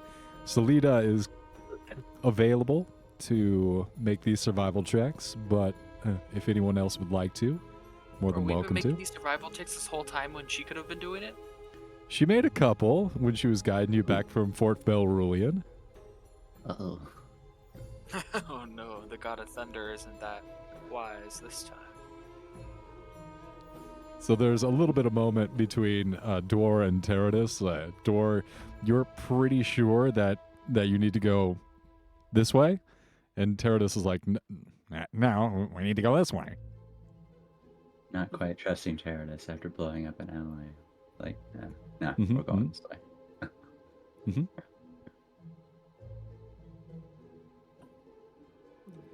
If Grok could put in his 2 cents, Teradus may have blown Grok up, but Grok know one thing. Teradus is a good boy. All right. Wow, And that damn. does not sound creepy. And despite everything Teradus has done to Grok specifically, that I won't mention, Grok still trusts Teradus somewhat, so we should probably follow Teradus, maybe. I'm gonna have to He has agree yet with. to prove it to me. How does somebody learn unless we let them try? Look, I don't mean to step on your toes here, Dwar, but I have to agree with Grok and Teradus. I believe this is the way to south in which the river Shoshenstar runs. If we head back that way to the north, we'll be back in Port Nyanzaru, which I do not believe is our intended destination.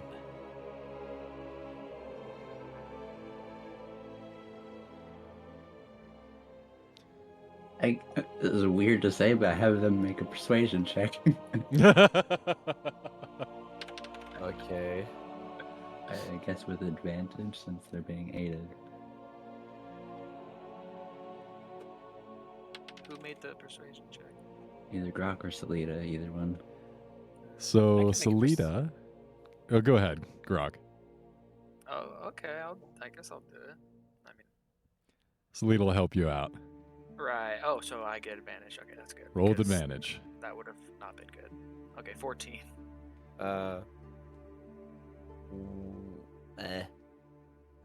Alright, fine. Question. Yes? Oh no, never mind. I'm on the boat. Never mind. I'm not on foot. I was Grok, ask- I was Grok, you asking. made good choice. I was asking if I can get stone for You're trying to get stoned? You're making acid and you're trying to get stoned over here? This guy. Bro, this guy. no cat's tongue. Cat's tongue? Yeah. What so about shit. Don't worry about it. Oh, okay. Oh, boy. Make Yes, me. now it means Make me a survival check as you look the shore of the river Shoshenstar as you guys start plying the waters north.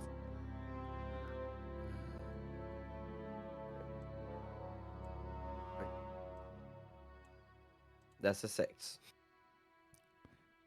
Nope, all you see is green. It's like this time of day where now that the sun's up, it's bouncing off the water and it's giving you a nasty glare. Hard to see. Yeah, you're on the boat. I'm on a boat, motherfucker, on a motherfucking boat. So, the morning passes uneventfully as you continue to move up the still waters of the river Shoshenstar. Occasionally you see the wildlife, an alligator, get eaten by a crocodile, getting eaten by a dinosaur. It's the beauty of nature. It's always a bigger fish. Also, Darodis is gonna cast.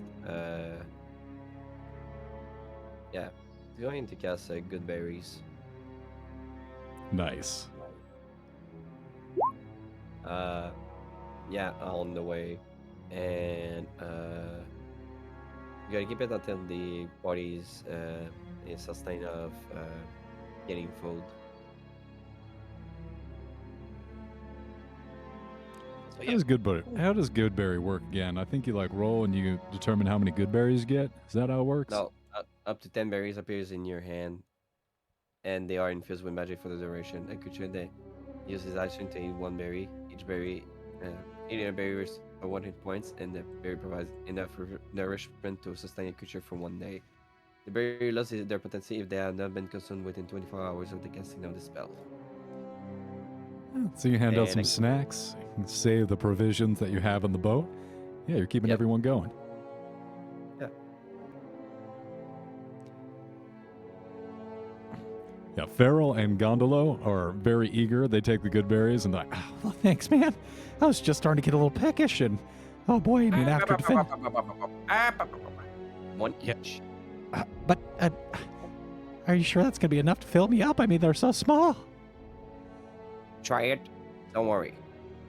All right, I was tempted to make a joke about eating your good berries, but all right, here, I'll just. You guys continue up the river, Shoshenstar. Uneventfully, most of the day passes, until in the distance you start to see a thin smoke trail rise above the tree line.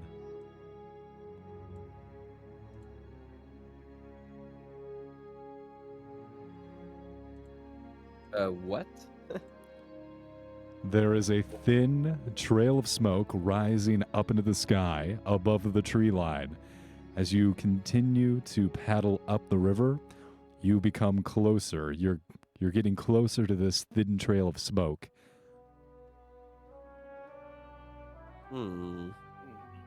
Aren't supposed to have a camp on the site?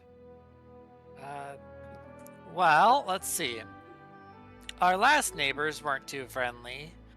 I'd say we approached this with cautious optimism. Grok agree. Grok no want to be spit roasted on open fire. Yeah, let's just take it safely. Unless Grok is served with a side of honey ham and potatoes. I think Okay. Grok would probably make a good meal. Just he doesn't want to become a meal. Listen, I can provide it with my alchemy jug. I don't think it's going to be an issue. If you want honey, I can provide it just for you, my little big boy. Grok keeps paddling and hopes that this isn't a camp of cannibals. Are we all going to say that we approach it stealthily? Right. Yeah. So you all beach your canoes, coming into the riverbanks, dragging them up into the foliage. You conceal them.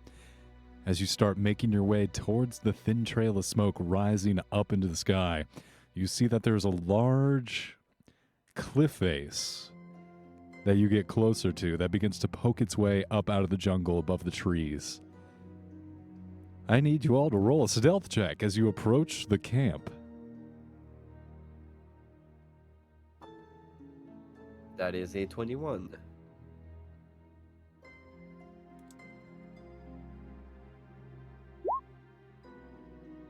Yay, 15.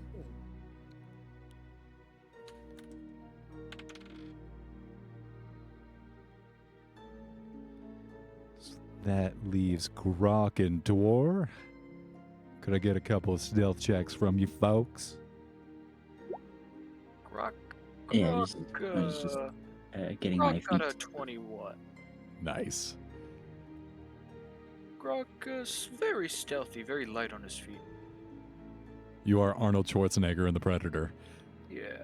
Come on, kill me now. Come Come on, kill me. Kill me.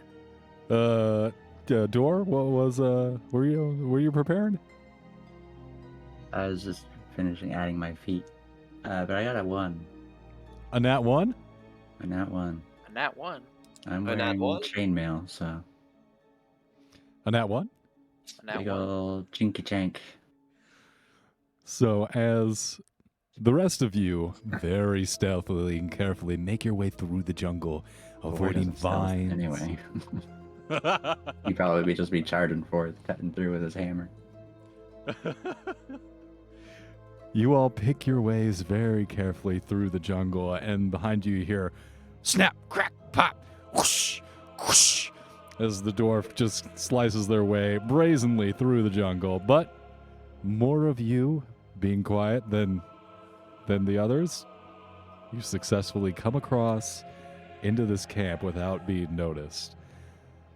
And upon this abandoned riverside camp, you see strewn about in front of you wreckages everywhere.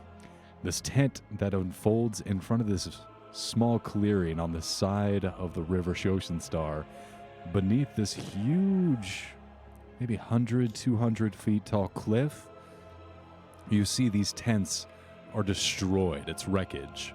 They're moldy, tattered, and all the permanent structures appear to have been burned to the ground. 2 intact rowboats are tied off on a short dock, And to the north of the camp is a ridge that you've been seeing as you approach.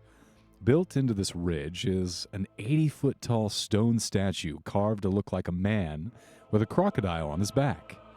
Between the statue's feet is a stone archway leading into a dark tunnel. To the left of the statue is a crude animal pen with a small, panicked bird running around inside. There is no other signs of life as you pass the perimeter of the forest into the camp. Grok find this interesting. Grok think must have been battle here.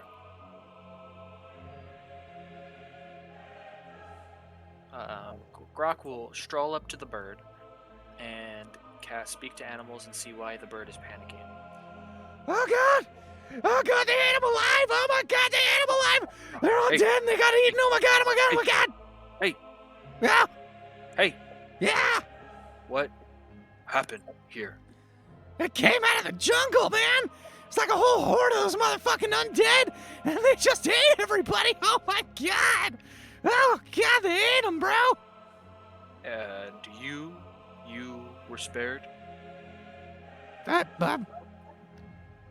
mean, maybe they didn't. Maybe I was kind of like trying to just chill out, and hopefully they didn't notice me. I was like laying low, bro.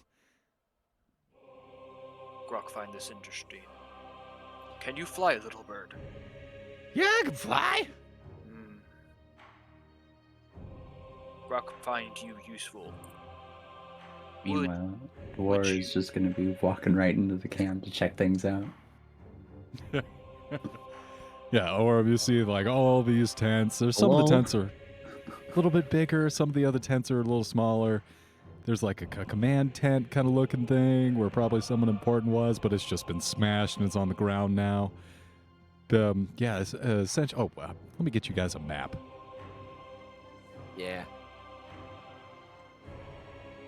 I think this is it. Oh my God. This is a big map. Damn. So if you would please go ahead and place yourselves on the map. Yeah, you essentially see rows and rows of these collapsed tents that are probably used to shelter some soldiers. You see there's a pen in which Grok is currently talking to a very frazzled animal, but seems to be calming down a little bit now that Grok's talking to it. I think our tokens are a little big. Oh my God.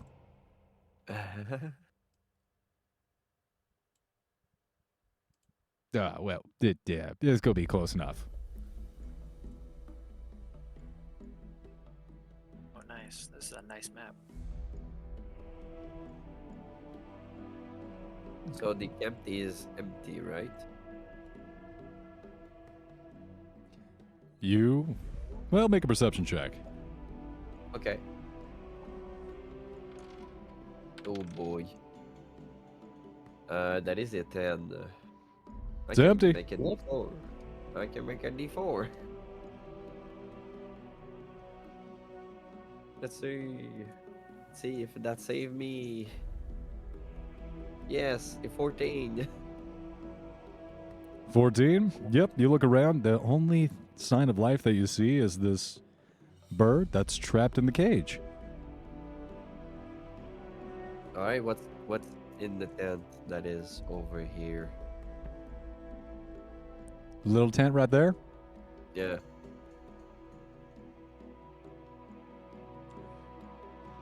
You go to this little tent, and much like the other ones, you see that it has been slashed. There are these huge rips in the canvas. Maybe some kind of claw or weapon. And the entire thing, the fabric is beginning to disintegrate. You see that there's this mold, this yellowy mold that is beginning to cover the entire surface of this canvas.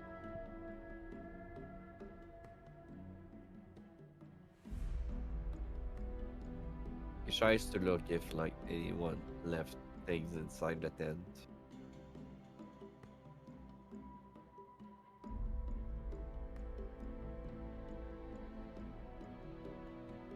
Hello? Dip, dip, dip, dip. Okay. I thought I was muted. No, we're looking in the tent. So how are you looking inside this tent? Like there's essentially just like a bunch of piled canvas on the ground. Are you like lifting up the canvas and trying to get a good look inside? See if there's anything useful in there, like weapon, gold, or flowers.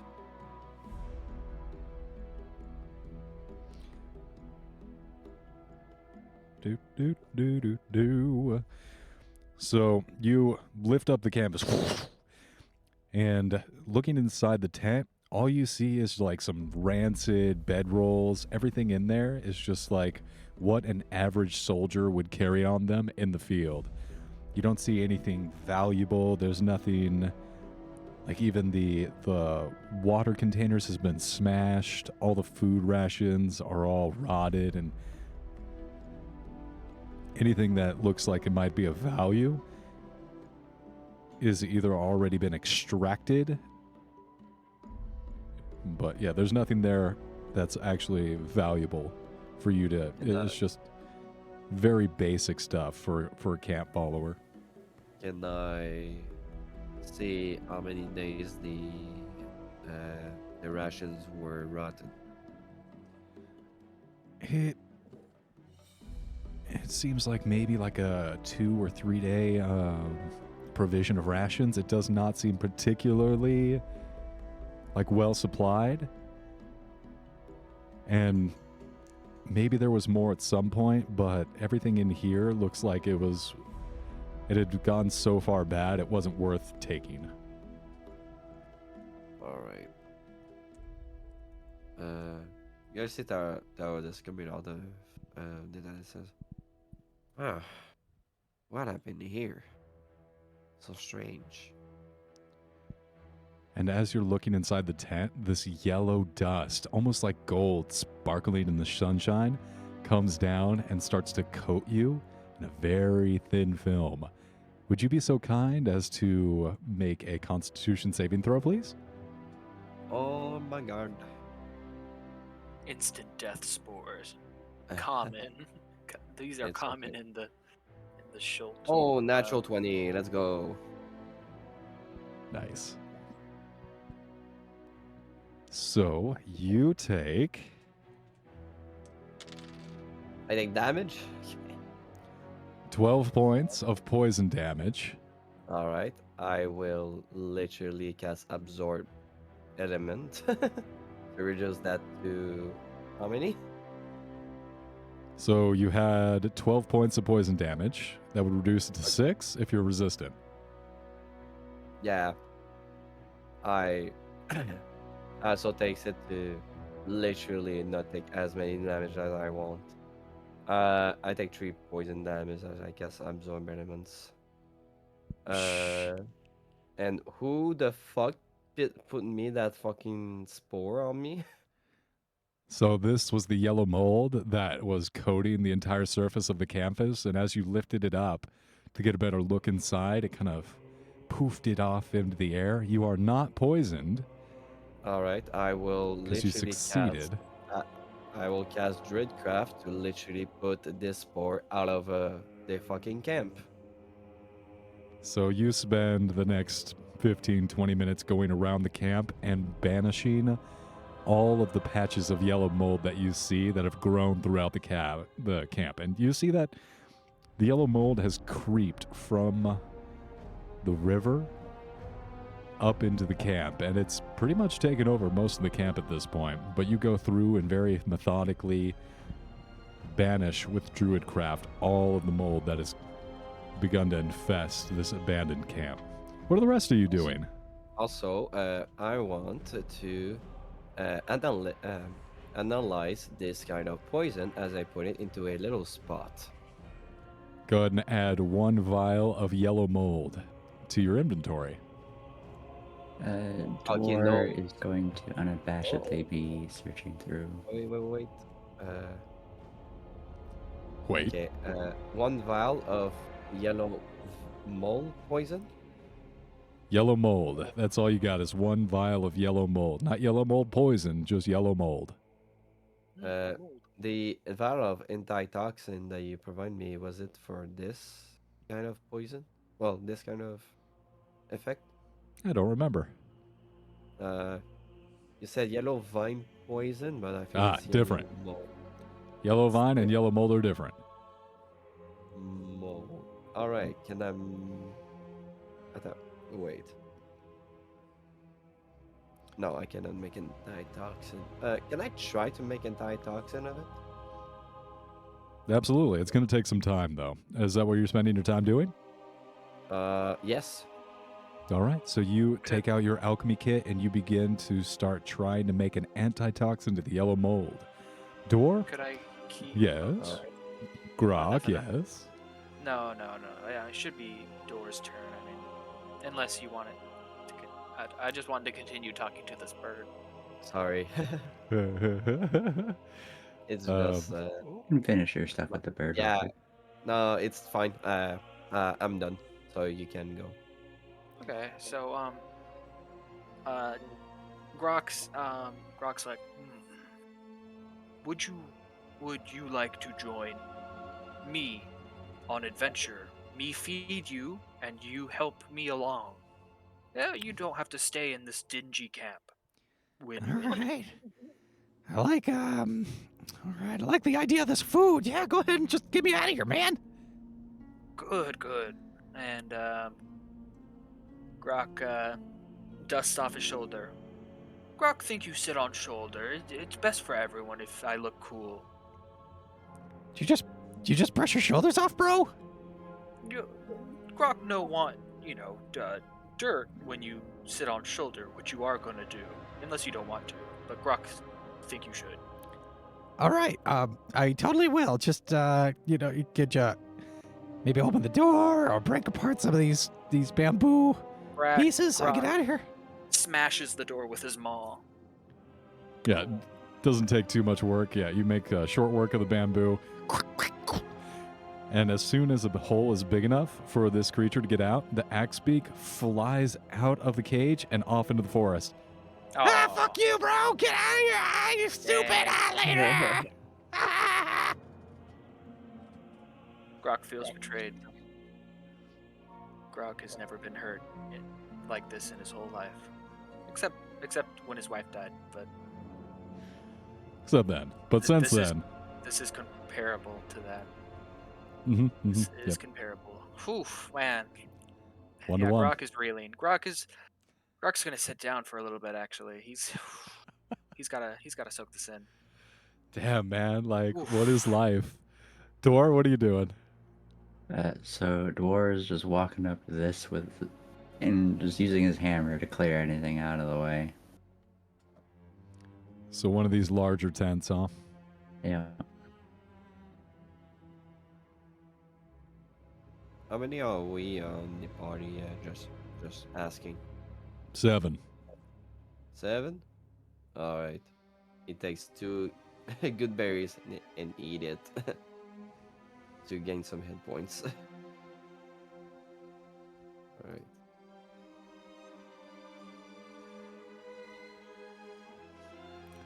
So, brazenly, you head into one of these larger tents, and you immediately realize that these are the command tents. This is where the commander of the field, the veterans, their non-commissioned officers would have gathered to plan their defenses of the camp, as well as any kind of expeditions out into the surrounding jungle. There is a little bit nicer furnishings, a little more space than you've seen in some of the solo camp. Some of the tent that was revealed by Teradus as you walked by. You notice that this one has table. This one has a little bit nicer of some accommodations. Go ahead and roll a d6 for me as you're smashing through this canvas and lifting things up. The yellow mold has been wiped away and in this billowing cloud that kind of moves off deeper into the jungle. Does not pose a threat to you as you continue to examine the remains of these larger tents. Is that a 1 on the D6? No, it's a 5. 5. Gotcha. Yeah, so you overturn one of these bedrolls, and this nasty, huge-looking snake looks at you and then begins to slither off in the other direction. That's right. You leave. Thought better of it.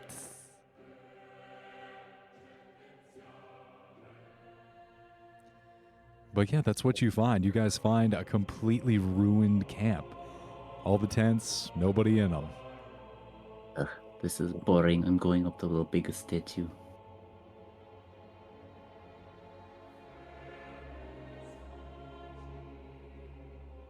So I'm gonna head up the stairs.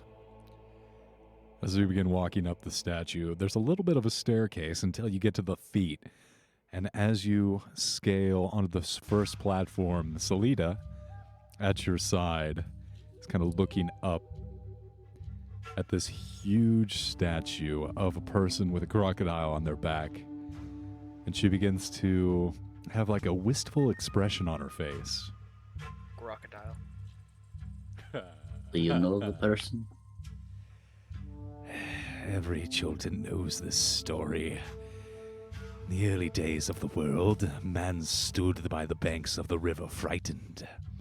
Crocodile raised his head from the waters and asked, "What troubles you, cousin man?" Man said, "I must cross the river, but I fear to enter the water alone, because it teems with your brethren." Crocodile replied, "It's true, you would not be safe, but I will carry you across the river safely on my back, if you promise to return the favor." Man agreed, and the crocodile bore him safely across the water. When they reached the far bank, Man asked, "How can I repay you?" And the crocodile replied, "I wish to see the realm of humans, but I fear to go there alone because it teems with your brethren. You must carry me on your back across your realm." Man had been tricked, but a promise is a promise. So he carried the crocodile safely on his back across the entire realm of humans, a journey that lasted many years. He also swore, in his anger, that never again would man and crocodile be friends, and so it has remained to this day. It seemed like a rather appropriate exchange. I do not know why he was upset. I think it's because his journey ended up lasting years, which is a bit out of proportion to a few minutes it took the crocodile to take. Look, I'm not saying that it's a children's story. I'm sure that the lesson isn't exactly cut and dry. I Okay. don't really think that's why crocodiles and men don't get along. No, one is a natural predator that eats meat. The other is man. Oh, I thought you were talking about the... Okay, yeah, right. No, that way. Well, most mortals are not very strong, and so the crocodile wins with their big gnashing teeth. I'll give it to you there. The crocodile definitely has big teeth, but... Okay, you know what? I feel like I'm not going to win this argument. You're right. Crocodile, predator, man not strong. Right. Men are still strong, but in a 1v1, a crocodile would probably win. Unless you're me. Right. God of Thunder wouldn't stand a chance. Any of these crocodiles against you. Right.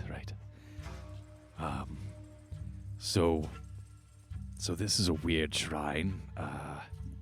Yes. I think it like raises up. What is this? And as you look up into this shrine, you can see these tiered levels as you get to the archway of the tunnel. Looking up past the feet, there is a room directly in front of you. And then there's about a 7-foot tall wall, or like a ledge, that raises up to the next level. And it continues back for a certain amount of distance. And then it raises up again in another about 7-foot tall wall. And it just looks like a terraced set of rooms, almost like a wedding cake or like a set of stairs that go up in these huge increments. Mm. It would be difficult to climb.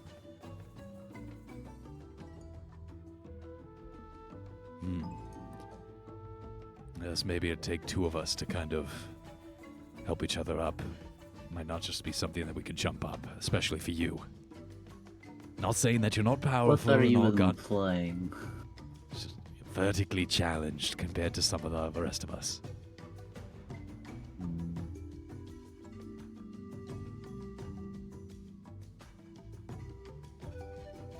You are correct, but I don't like it being pointed out. Look, we're trying to deal with the realities of this particular shrine. I don't think we should mince words. I suppose that's fair. The rest of these chuckle fucks doing. Hey, assholes! Trying to go up into the shrine here. Trying to give us a hand or what? Dicking around. Mm. Grok How tall is the wall? slowly makes his way over. Dragon eels. So there's this first room.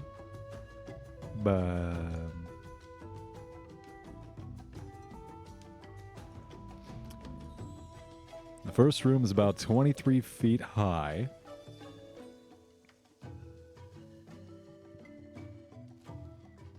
So this will stop what he's doing as he hears the conversation with Thor and the other guy. He goes to Sir and says, Lita, Tarita, whatever. or the woman. Salita, your guide, who you are very respectful to because she's been helping you navigate through the jungles of Omu. Correct, yes, her. 20 feet to the first platform? So this first room, you can see because the sunlight of the jungle is spilling into this first chamber. And the tunnel continues about 20-30 feet before it reaches a wall, which is about 7 feet tall. Ah, okay. 7 feet tall. Gotcha. Grok, Yeah. could you throw me up there? Why? Why does it even matter?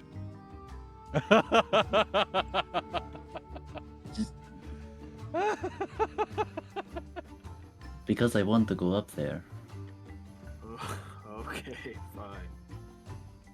Thank you. Your assistance is most appreciated. Grok takes him by the sides and goes 1, 2, 3, and tries to heave him up there. Okay.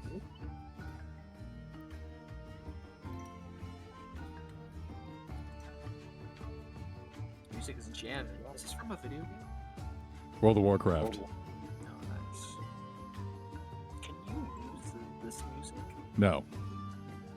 Okay. Copyright. Well, it's been long enough. The copyright might actually be over. Oh, I don't know about that. Long enough. I mean, Warcraft it's only like 20 years old, isn't it? Oh no, I'm old. Oh no. I mean, copyright goes to over, sometimes even 100 years at some points. In the case of Mickey Mouse, that is, but that's because Disney lawyers, they got their greedy mitts all over Mickey. Mm-hmm. Of course, not anymore. No, they still have it. Also, the original is going to go into The public domain. Yeah. Not if Disney can. Not without a fight. I don't know. There hasn't been much said on Disney trying to fight for the original. Anyway, Steamboat do you Willie. need Grok to Yeah, make that's a what strength check to... Well, I'll say this much: if Mickey goes in, then their entire mainline franchise does too. Well, technically, it's only the original Mickey Mouse version. So, like the newer one with the red overalls and stuff is still safe technically. Oh, then never mind. Yeah, they're not gonna touch that. Yeah. They Talk don't about really. Mickey. They don't do. Original Mickey. All is- right. Yeah. So, Grok, You're throwing Dwar, right? Yes, yes. Go ahead and make a strength check as you heave Dwar up into the second level. No problem. 23. You dwarf toss? Wait, no, that's not. Gonna have to toss me. I Don't was tell the elf. so thinking that. Okay, yeah. Right across, you make it up onto this higher platform, and what you see in front of you is a very similar to the level below you. Is about a 20-foot square platform, and directly across, if you make that 20 feet over to the other side, the tunnel continues upward. There is another 7-foot wall that, if you scale, it seems like it continues up and forward.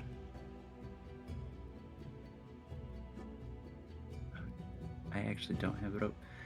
Does anybody have rope? I know. Do you want me to, Toss it up. Yeah, no problem. If he can, he's going to cast a fucking catapult. I think the rope is too heavy for that. 1 to 5 pounds. So Yeah. a rope. Hemp rope is pretty heavy. It's How it's heavy? 10 pounds. Fuck. Oh, darn. Yeah. I can cut it in half. I mean, you probably. I only need like 10 feet. It's You only probably- 7-foot height. I don't know. Yes. Wait, it's 70 foot high. 7, Seven? not 70. 7. Okay. He tried to toss you the rope with like he's gonna attach to a rock and fucking swing to you. Catch the rope. I guess. Mhm. And I'm gonna take the immovable rod I was given, just because I was a dwarf. Nice. I'm gonna click it, and I'm gonna tie the rope around it and drop the other end down so they can climb up. Nice. And effectively, we can just rinse and repeat up until we get to the top. Alright. He's gonna climb up and go to your section. Just have Grok keep lifting me up to the next platform. I'll use the immovable rod so we can get up to the next and just keep going. Let's go. All right, so all 4 of you make your way onto the ledge of this second platform. So you're looking down, you see the feet of the statue below you, and then you look up across this 20-foot room to the next level. What's the marching order here? I am very. I'm standing very- behind. Mm-hmm, smart, okay. I guess I'll go in front. I'm going first. Because I'm heading this Oh, journey. There's no Alright. problem. I'll So take all Grok, the hits. Dwar, you go ahead and both start making your way across the room. And as you do so, First, as Grok is seeming to be in a funk, just gonna kind of grab him, pull him down to my level, just give him a light smack, like, hey, pull yourself together. What is the matter? Bird. What about it? It's a bird. Yeah. The bird. It left. They're wild animals. Yeah, they do. I know. So then why are you like this? What? I thought we were friends. You With a see there, bird there's you like just met. you just Grok forms emotional attachments very easily. you just gotta pull out some the alchemy jar and just gotta pour some honey on the bowl and says, "Hey, it's okay. Look, I got honey for you. Does that make you feel more happy? This bird was honey! There you go. all right, so Teradus, Dwar, and Grok, as you try and all cheer Grok up and make your way across the room, you suddenly feel like you're falling as the floor drops out from underneath you, and you all fall 20 feet into a pit. Grok's gonna catch himself on the ledge. Athletics check. Easy, because Grok's really good at athletics. You know, I'm gonna roll that with advantage because I got the lucky feat just now. And I don't need to roll because Featherfall. All right, 21. If only I had Featherfall. I was gonna say that, Orin, you were holding back on the ledge, and as the floor drops out, you are on this narrow, like 3-foot ledge that surrounds this room. Grok, you extend like fully in the air, doing some Neomatrix shit, and you grab onto the ledge. Teradus, you float down. However, Dwar, you're going to take 5 points of bludgeoning damage as you drop down into this pit. Can I cast it for everyone? I think so. Yeah, Yes. Featherfall affects up to 5 creatures. Up to 5 falling creatures, so there you go. How long Use- does that last? Just until you touch 1 the minute. ground, right? Yeah, until I touch the ground. A minute or until I touch the ground. Yeah. Gotcha. And how many times? What level spell is that? Is it cantrip? No, it's the first level. So first level spell? All right, so mark that off. Yeah. No worries. All right. So yeah, you all float down until you touch the bottom of this 20-foot pit. You are now 27 feet below. Well, you're 20 foot below a little ledge that's below, that rings this room. And then there's a 7-foot tall wall to get up to the next level. Is slightly more difficult. I want to waste my time with this, as he chugs his potion of flight. He goes across the thing. Potion of flight? You had a potion of flight? Yeah, fly. All right, so fly Teradus is flying. That's crazy. Don't remember you making that. Hey, I can have it for 1 hour. Don't worry. Don't worry about it. I made it when you weren't looking, DM. Don't worry about it. Well, once you start flying, I'm just gonna For 10 hand you minutes. the movable rod and the rope. All right. He gets the immovable rod, places it at a certain point that he can cross with a 50 length of rope, and yeah, put across across it. There you go. All right. So that's going to put you right here All right. to get you up to the next level. So you place the immovable rod, tie it off, and the rest of you are able to successfully come up out of the pit onto the second level. And I grab the immovable rod and I take it with me. So Teradus, you start to cross the room. Is anyone moving with Teradus as he makes his way across this room? And very similar to the previous room, it's about 20 feet square with a 23-foot tall ceiling. It's about a 20-inch or 20-foot cube that you are moving, and these terraced cubes go all the way up and continue in this stair-like fashion upwards. I'm gonna let him go across first. Mm-hmm. Are you Since he's sure? flying. Grok, Orn, do you want to go with Teradus as he goes across this room? Huh? Do you? I think Grok has probably learned his lesson. I think he's probably going to stay behind. I think, honestly, Teradus could probably just finish this right now and just go all the way up and see what's up there. Yeah. Is that what you're doing, Teradus? I want to look up before I go there. So you're just going to the next level and you're placing the immovable rod and letting out the hempen rope? Yeah. All right. So you cross this second room up to trying to get to crossing the second room, you try to get up to the third level. When you hear shing, shing, shing, make a dexterity saving throw as these scythes sweep out of the wall and try and cut you into tiny pieces. Oh damn. All right.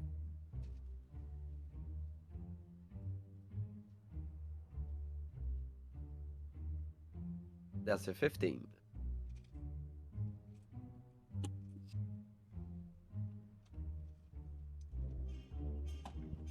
It's not a bad roll. No. So Not you good save. enough. No, you save. All Oh, right. darn, never mind.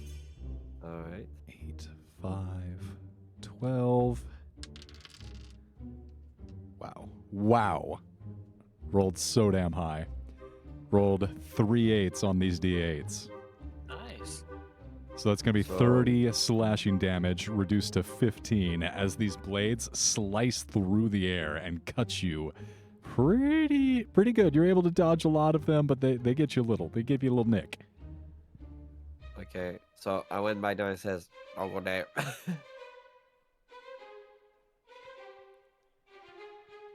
So you're successfully able to get up to the 3rd floor, place the immovable rod, as well as tie off the hempen rope. Your companions still on the 2nd floor. I'm gonna. So what exactly happened when he went across? Yeah, I don't quite understand what just So happened. basically, he went across, then he triggered a trap, and then 2 giant scythes came out of either side of the wall and sliced him up real good. I We said don't- I want to we don't expect know. that. I said I want to expect, but I guess I wasn't heard. But that's okay. Wait, say I that want to again, expect Teradus? the room. They wanted to expect the room, but that's okay. I'll You take wanted full to check advantage. for traps. I see. So Yeah. that's going to be a perception check. So when you'd like to check for traps, I did not catch that. That's my bad. Yeah. That is a Actually, go ahead and make a perception check as you look around the room you're currently in. 18. 18? Yeah. So on this section of the hall, you see, once again, a 7-foot high ledge on the other side of this room. And on the ground, there is a floor that's tiled by a 4x4 pattern of squares. All right. I cast magic bubbles and try to activate the trap. What's magic bubbles do? It is a bonus action, and I can throw it's a bubble like a fucking rock. To activate the trap. I can throw it at the range of 60 feet. And what are you throwing these rock bubbles at? The section you set on the floor. So what you see on the floor are these tiles. It's Yeah. a 16-foot cube room. And so there are 4 tiles going forward and 4 to the side to create 16 tiles total. Yeah. I rolled the bubble on the first row of tiles, then the second and the third to see which one is activating it. Okay. I can guess up to 3 bubbles, but I can do it again and throw the 4th one. It will take me 12 seconds.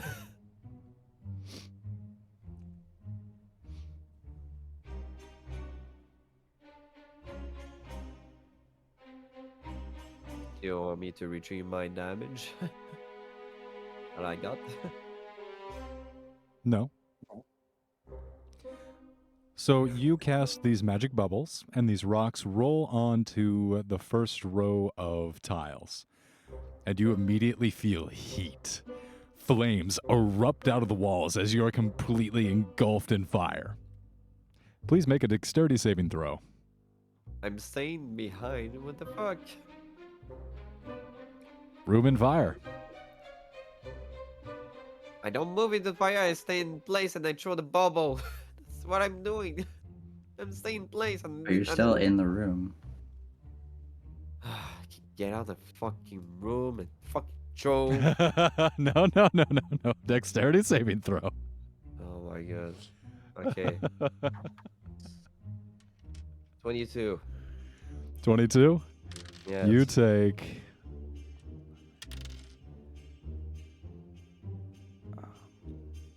You take 11 points of fire damage. 22 Alright. reduced by half. So 11 Alright, total. I absorb element. 5 damage. Now I step out of the fucking room and do that again. Are the rest of you climbing up from the second floor up into the third floor? Or are you going to stay down there for a while?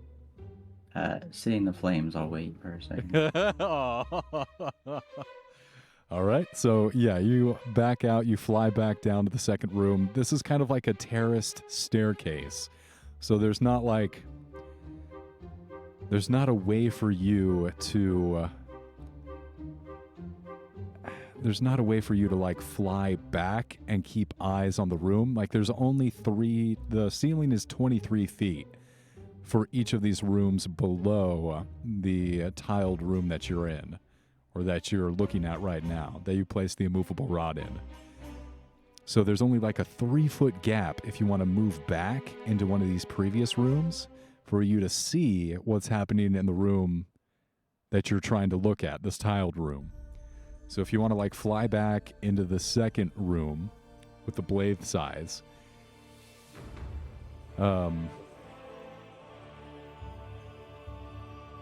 yeah, in fact, positioning, where's Dwar, Grok, and Orn standing in the second room? Yeah, I'm just flying Against out. the wall up to the third. So you crossed the second room. Yes. All right, so Grok, did you cross the second room? Grok. First, the second room. So no, he didn't cross it. So Grok's hanging back on the ledge of the second room, has not crossed the Yeah, blade Grok trap. Ain't going any further. No, he ain't going I'm, Tardis says, fuck that place. I'm and not sure what. No, I'm not I sure say we either, just so let- just fuck yeah. that place. Tardis is out of here. I cannot Just let it die. understand. Honestly, whatever's up there can't be that good. No, that's why. I'm just going like, to kind of back away, but I'm not leaving. I'm going to see if there's anything I can do or there's any way I can solve things. I'm going to fucking go into Is that. there any writing at all? I don't know. Going to that place. You know what? No. I don't care. You know what, Grok's gonna be like, you know, this is my best chance I got. He's gonna rage and just go full send it through the whole thing. So, Orn, as you go back outside and you start looking at the different hieroglyphs and the inscription, the Sanskrit on the feet and the different artistry, you and Salita start trying to look for clues on how to navigate this trap shrine. As Grok just starts charging up through the through the traps. So you If just cross. don't- Yeah. If you don't acknowledge that you're getting hurt, you're not getting hurt. So, Grok, the blades open up as you go across, as do they with you, Dwar.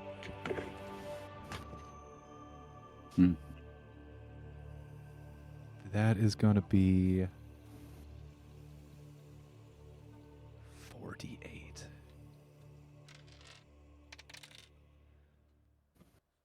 11 plus 12. So that's going to be 23 points of slashing damage to each of you. Reduced down to 11 for you, Grok, as you're raging. Right.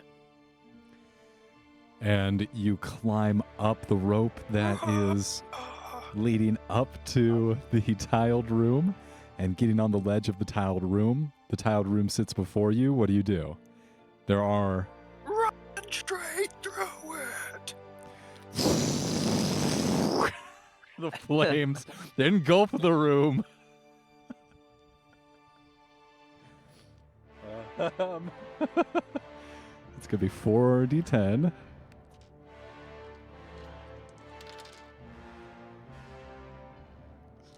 9, 18, 26 fire damage, reduced. Wait, is that reduced when you're raging? I don't think it is. Yeah, it It is is. because I have bear heart.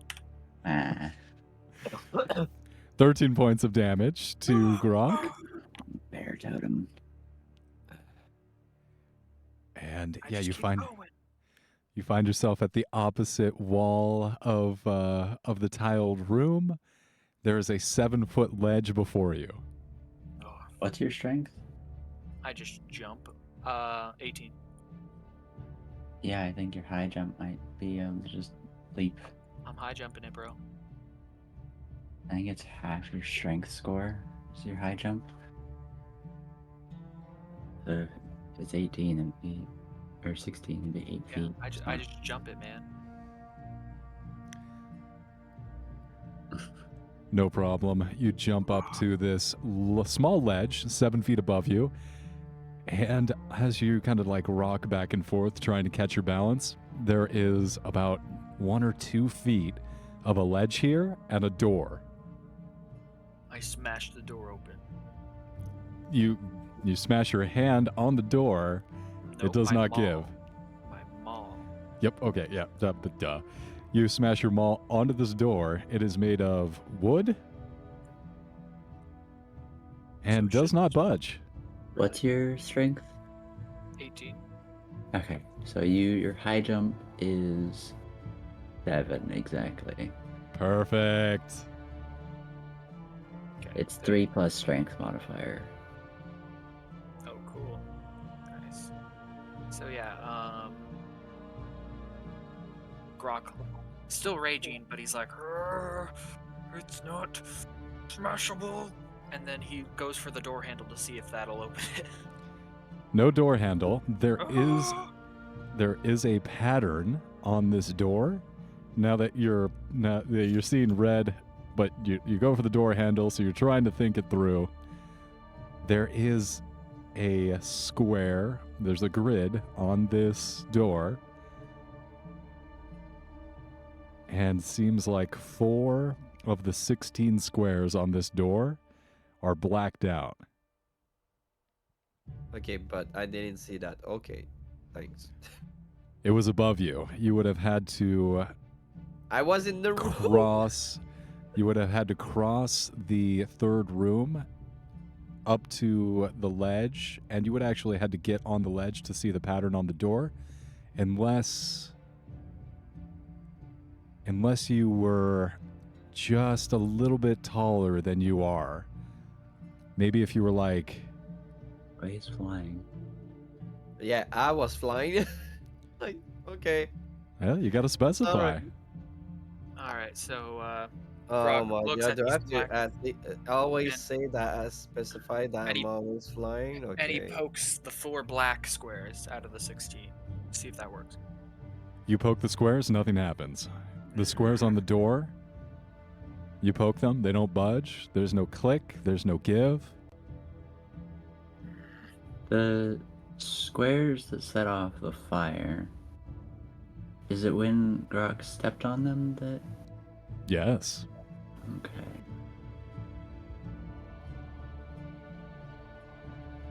Grok, no, don't know this. We're a smart person wouldn't need one. What are you seeing, Grok? There's pattern. 16 squares, 4 blacked out. I'm gonna count the squares in my room. There are 16.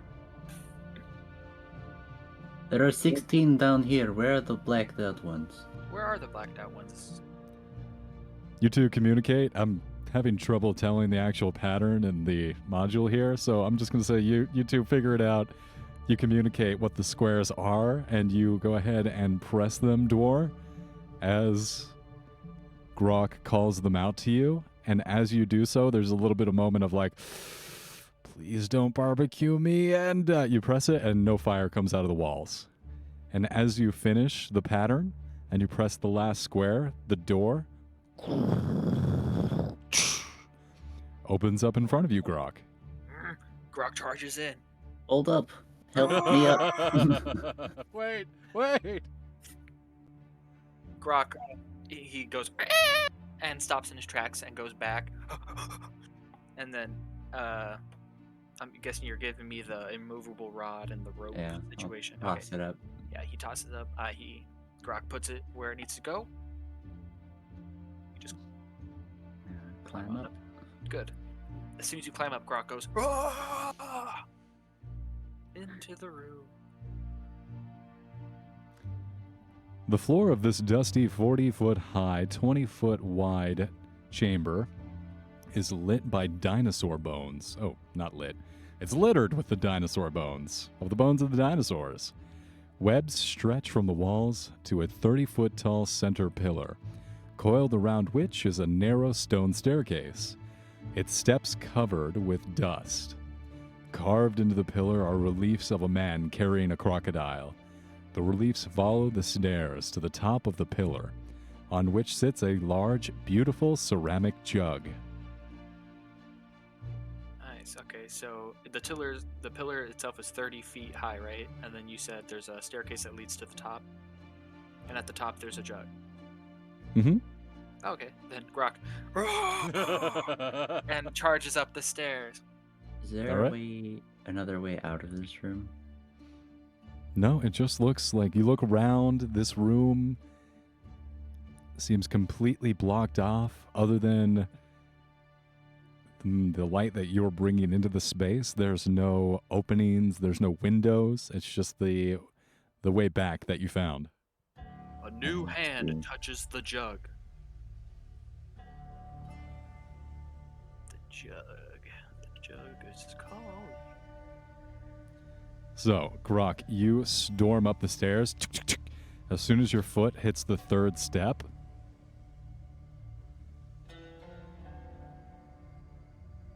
Nothing happens that I can continue on.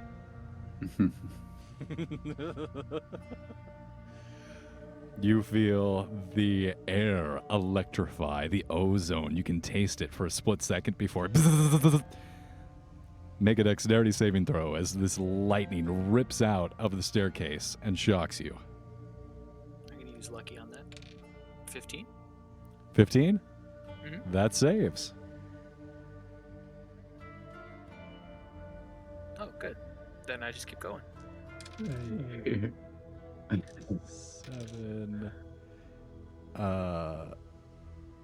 15, 23, 24 points of lightning damage reduced down to 12.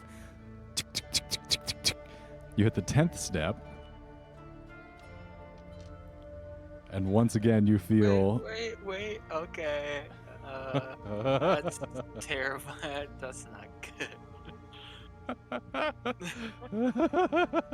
Why would they electrify so many steps? I mean, what are they protecting? I wish we had somebody that could fly right now. Well, good thing at the end they want me to fucking say that I was going to fly, so I step out of the fucking game and get out of flying and gather things to search around instead. Well, And I fair. And I have to take full responsibility because I didn't say it. Wow. Wow. And I So- don't plan this to literally access it to it for 10 minutes. Like I said, that I was going to fly for 10 minutes, but okay. I suppose I have to be clarified next time. So fuck off.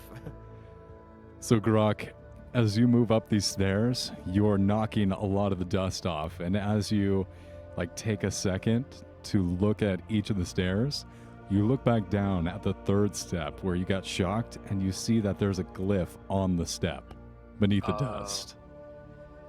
Okay.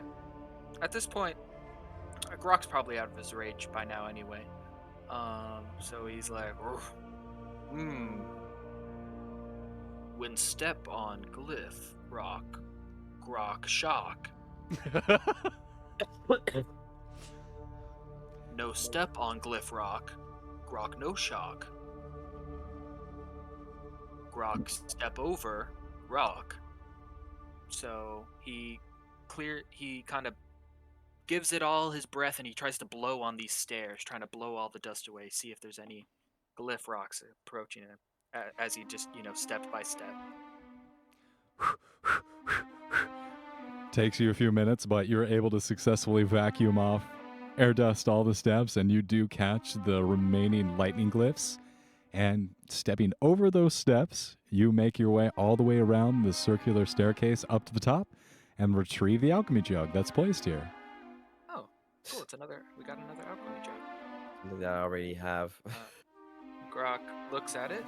It's a good jug. Remind Grok of friend jug. Very good jug indeed. Could be useful to have 2 of them. Very useful indeed. Grok, now come back. Grok, come back down now. Grok, very tired. Grok, as you turn on your heels, you hear.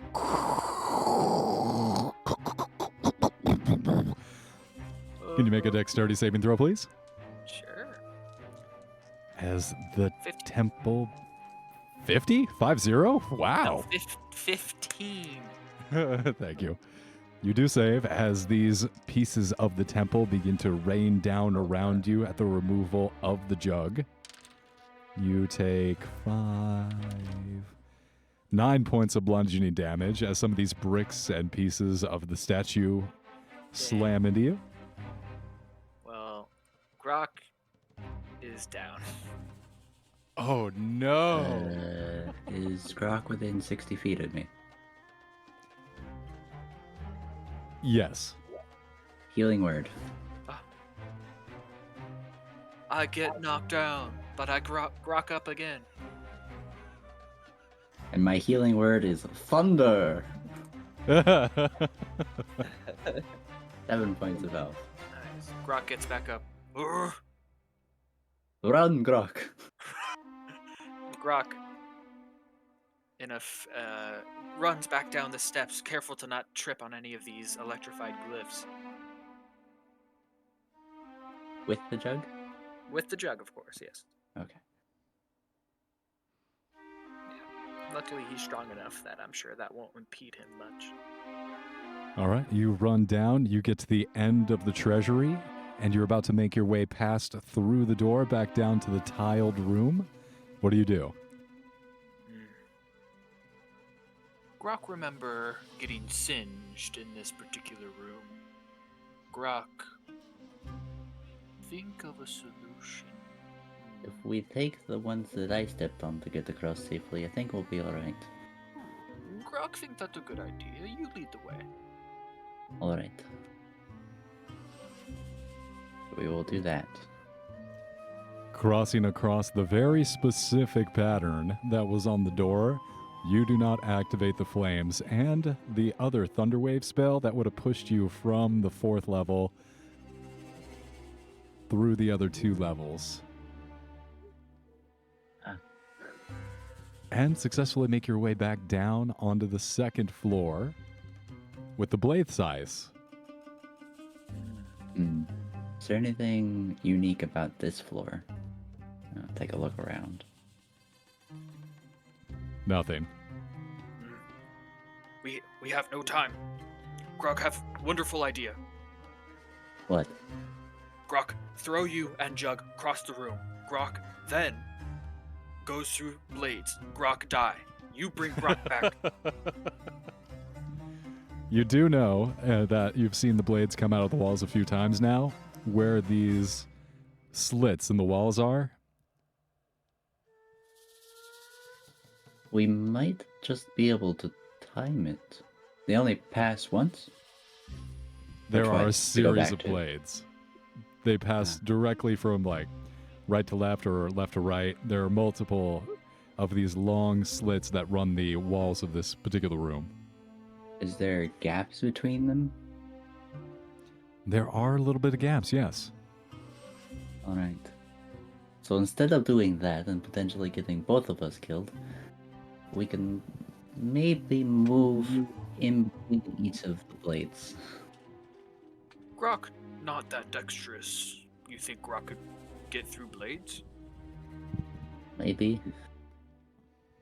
I'm not very dexterous either.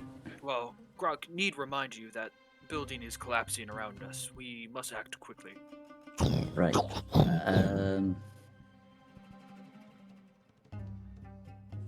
Oh, Grok, have wonderful idea. Immovable rod. Grok, you block blades. They come from different directions. You block some blades? It's not very long, maybe a foot across. You do realize, Dwar, that you would be able to place the immovable rod in between one of these slits and then move on to the next one and then repeat that, kind of like what you were doing with the movable rod and the rope. Okay, we'll do that. We'll do that. Hey, When the DM barbarian. gives you a perfect solution. Barbarian, good suggestion. I mean, you're not allowed to have those, but thank you, Grok. No, yeah.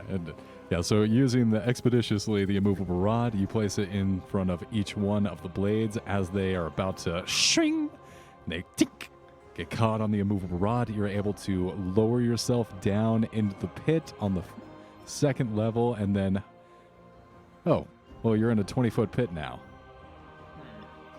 Yeah, so you're in a 20-foot Well, pit. is there and a you're ledge around the pit, or is the entire floor just lowered? There is a ledge around the pit, you're right. So lowering yourself onto the ledge around the pit, you're able to kind of shuffle your way out of the shrine, and you meet back with Orn. We did it! Grok got treasure. And looking inside the jug, Grok, you see that the alchemy jug is just full of platinum. Grok rich! Grok rich! How much platinum? There's 200 platinum pieces inside of rich! the jug. Grok rich! Grok's wildest dreams have come true.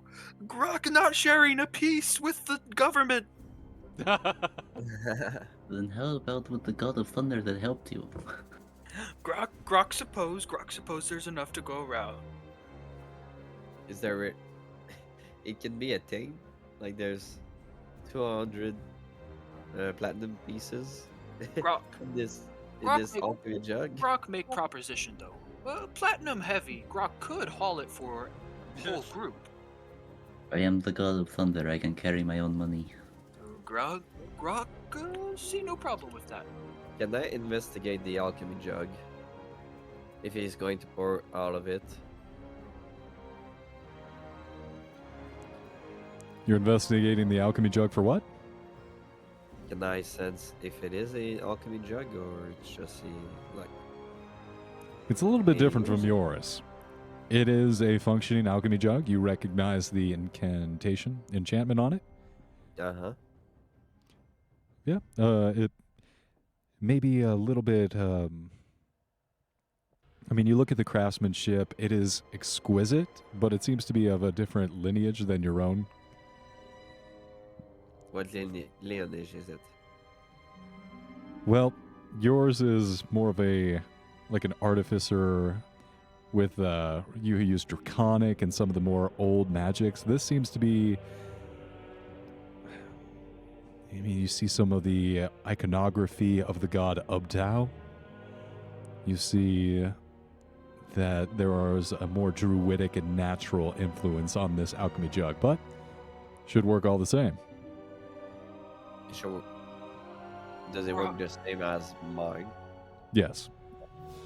Okay. Grok propose. You take 100. Grok take 100. Listen, Grok, I'm more interested into that alchemy jug of yours. Can I take it? You take alchemy jug. Me and God of Thunder take money. Good deal. All right. Thank you. I will take the 100. Good deal. There's 200, right? Yes. Okay. We're splitting it in half. So, can he go attune to the alchemy jug if he requires attunement? I don't know. Does the alchemy jug require attunement? No, but I kind of sense it is a different one that can pour metal out of liquid or something like this. No. Just seems to be an alchemy jug full platinum. And as Okay. you're all inspecting the alchemy jug at the foot of the shrine, you hear the jungle suddenly go a little quiet. And as you kind of like look around, you're like, huh? You see a band of these little guys wearing these wooden masks start running across the camp from your boats towards you. Houdini, slay them all! Leave none alive! Ah! Again. Grok not healthy enough for this. Oh my god. I will heal Grok. Grok, I just Grok healed myself and Grok- spend my last resources of Grok spells. suggests we get to the boats and just book it. They're coming from the boats towards you. They're in between okay. you and the boats. Okay, how many are there? There seem to be about 4 or 5 of them, and as you're like gauging them up, they all start leaping on each other and getting on each other's shoulders, and they stack themselves in a giant pillar. They look like a totem pole as they run towards you with weapons out. How much health are you healing me, by the way? I'm going to give you a level 2 cure wounds. Nice. That'll heal me. a In me, lot. I don't have a spell slot left. Oh, it rolled real bad. What the fuck? Uh, No, it's second level, so it's 2d8. Yeah, it rolled it as It only- 5. It only I- rolled you- one. I rolled 2 1s. Oh, Oh my Are fucking you sure? god. are you sure? Damn. Oh, okay. 5. Yeah, because there's the higher level cast and then the normal. So it's a 4 and a 1, so 5 total. Grok rages at the sight of these, and when they get within a certain range, about 5 feet away, Grok activates his Eldritch Claw tattoo, and that increases his range by 5 feet. So he's going to strike the bottom one, hoping to kind of topple the tower down. Hell yeah. And as Grok tries to cut the knees out of this goblin fighting tall guy's force, I guess we're going to leave it for this week. Ooh. Whoa! Wow. Wow! Alright. Seems that I don't need my infusion from the alchemy jug again, so I can take it and put it on something else. That's crazy. All right. Thanks all playing very much this week. Good night. Yeah. Did you expect us to get this? Oh, the alchemy jug? Yeah. So, the 4th room before the spiral staircase, the one with the tiles. Mm-hmm. Wait, that's the 3rd room. So, like the door, right? If you don't press the tiles in the correct order for the door, then you activate a thunder wave spell that knocks you back 10 feet. So that'd smash you down into the fire room. Okay. And the key to this shrine is a magical shrine, and all these traps are magical as well. You have to be riding on each other's shoulders like man and crocodile to pass through all the traps unscathed, unactivated. So at that final door on the 4th level, you have to press the pattern. Wait, maybe I'm not reading that right. Oh, okay. Yeah, So like but- the top one would have been able to see the door. That's clever. But for me, Exactly. it's flying. Also, paying attention to the room is not worth, I guess. No, exactly. If you're standing on someone's shoulder, you're able to see the pattern in the door. So you can go through the pattern on the fire room Right. and the door opens. But if you don't, the thunder wave knocks you back. Well, I guess that's a lot smarter than charging through all the traps. It worked. Yeah. Yeah, so like this Alright. thunder wave spell or the glyph triggers, and on a failed save you take damage and you're pushed 10 feet back from the door and you fall into 6C, setting off a fire trap there.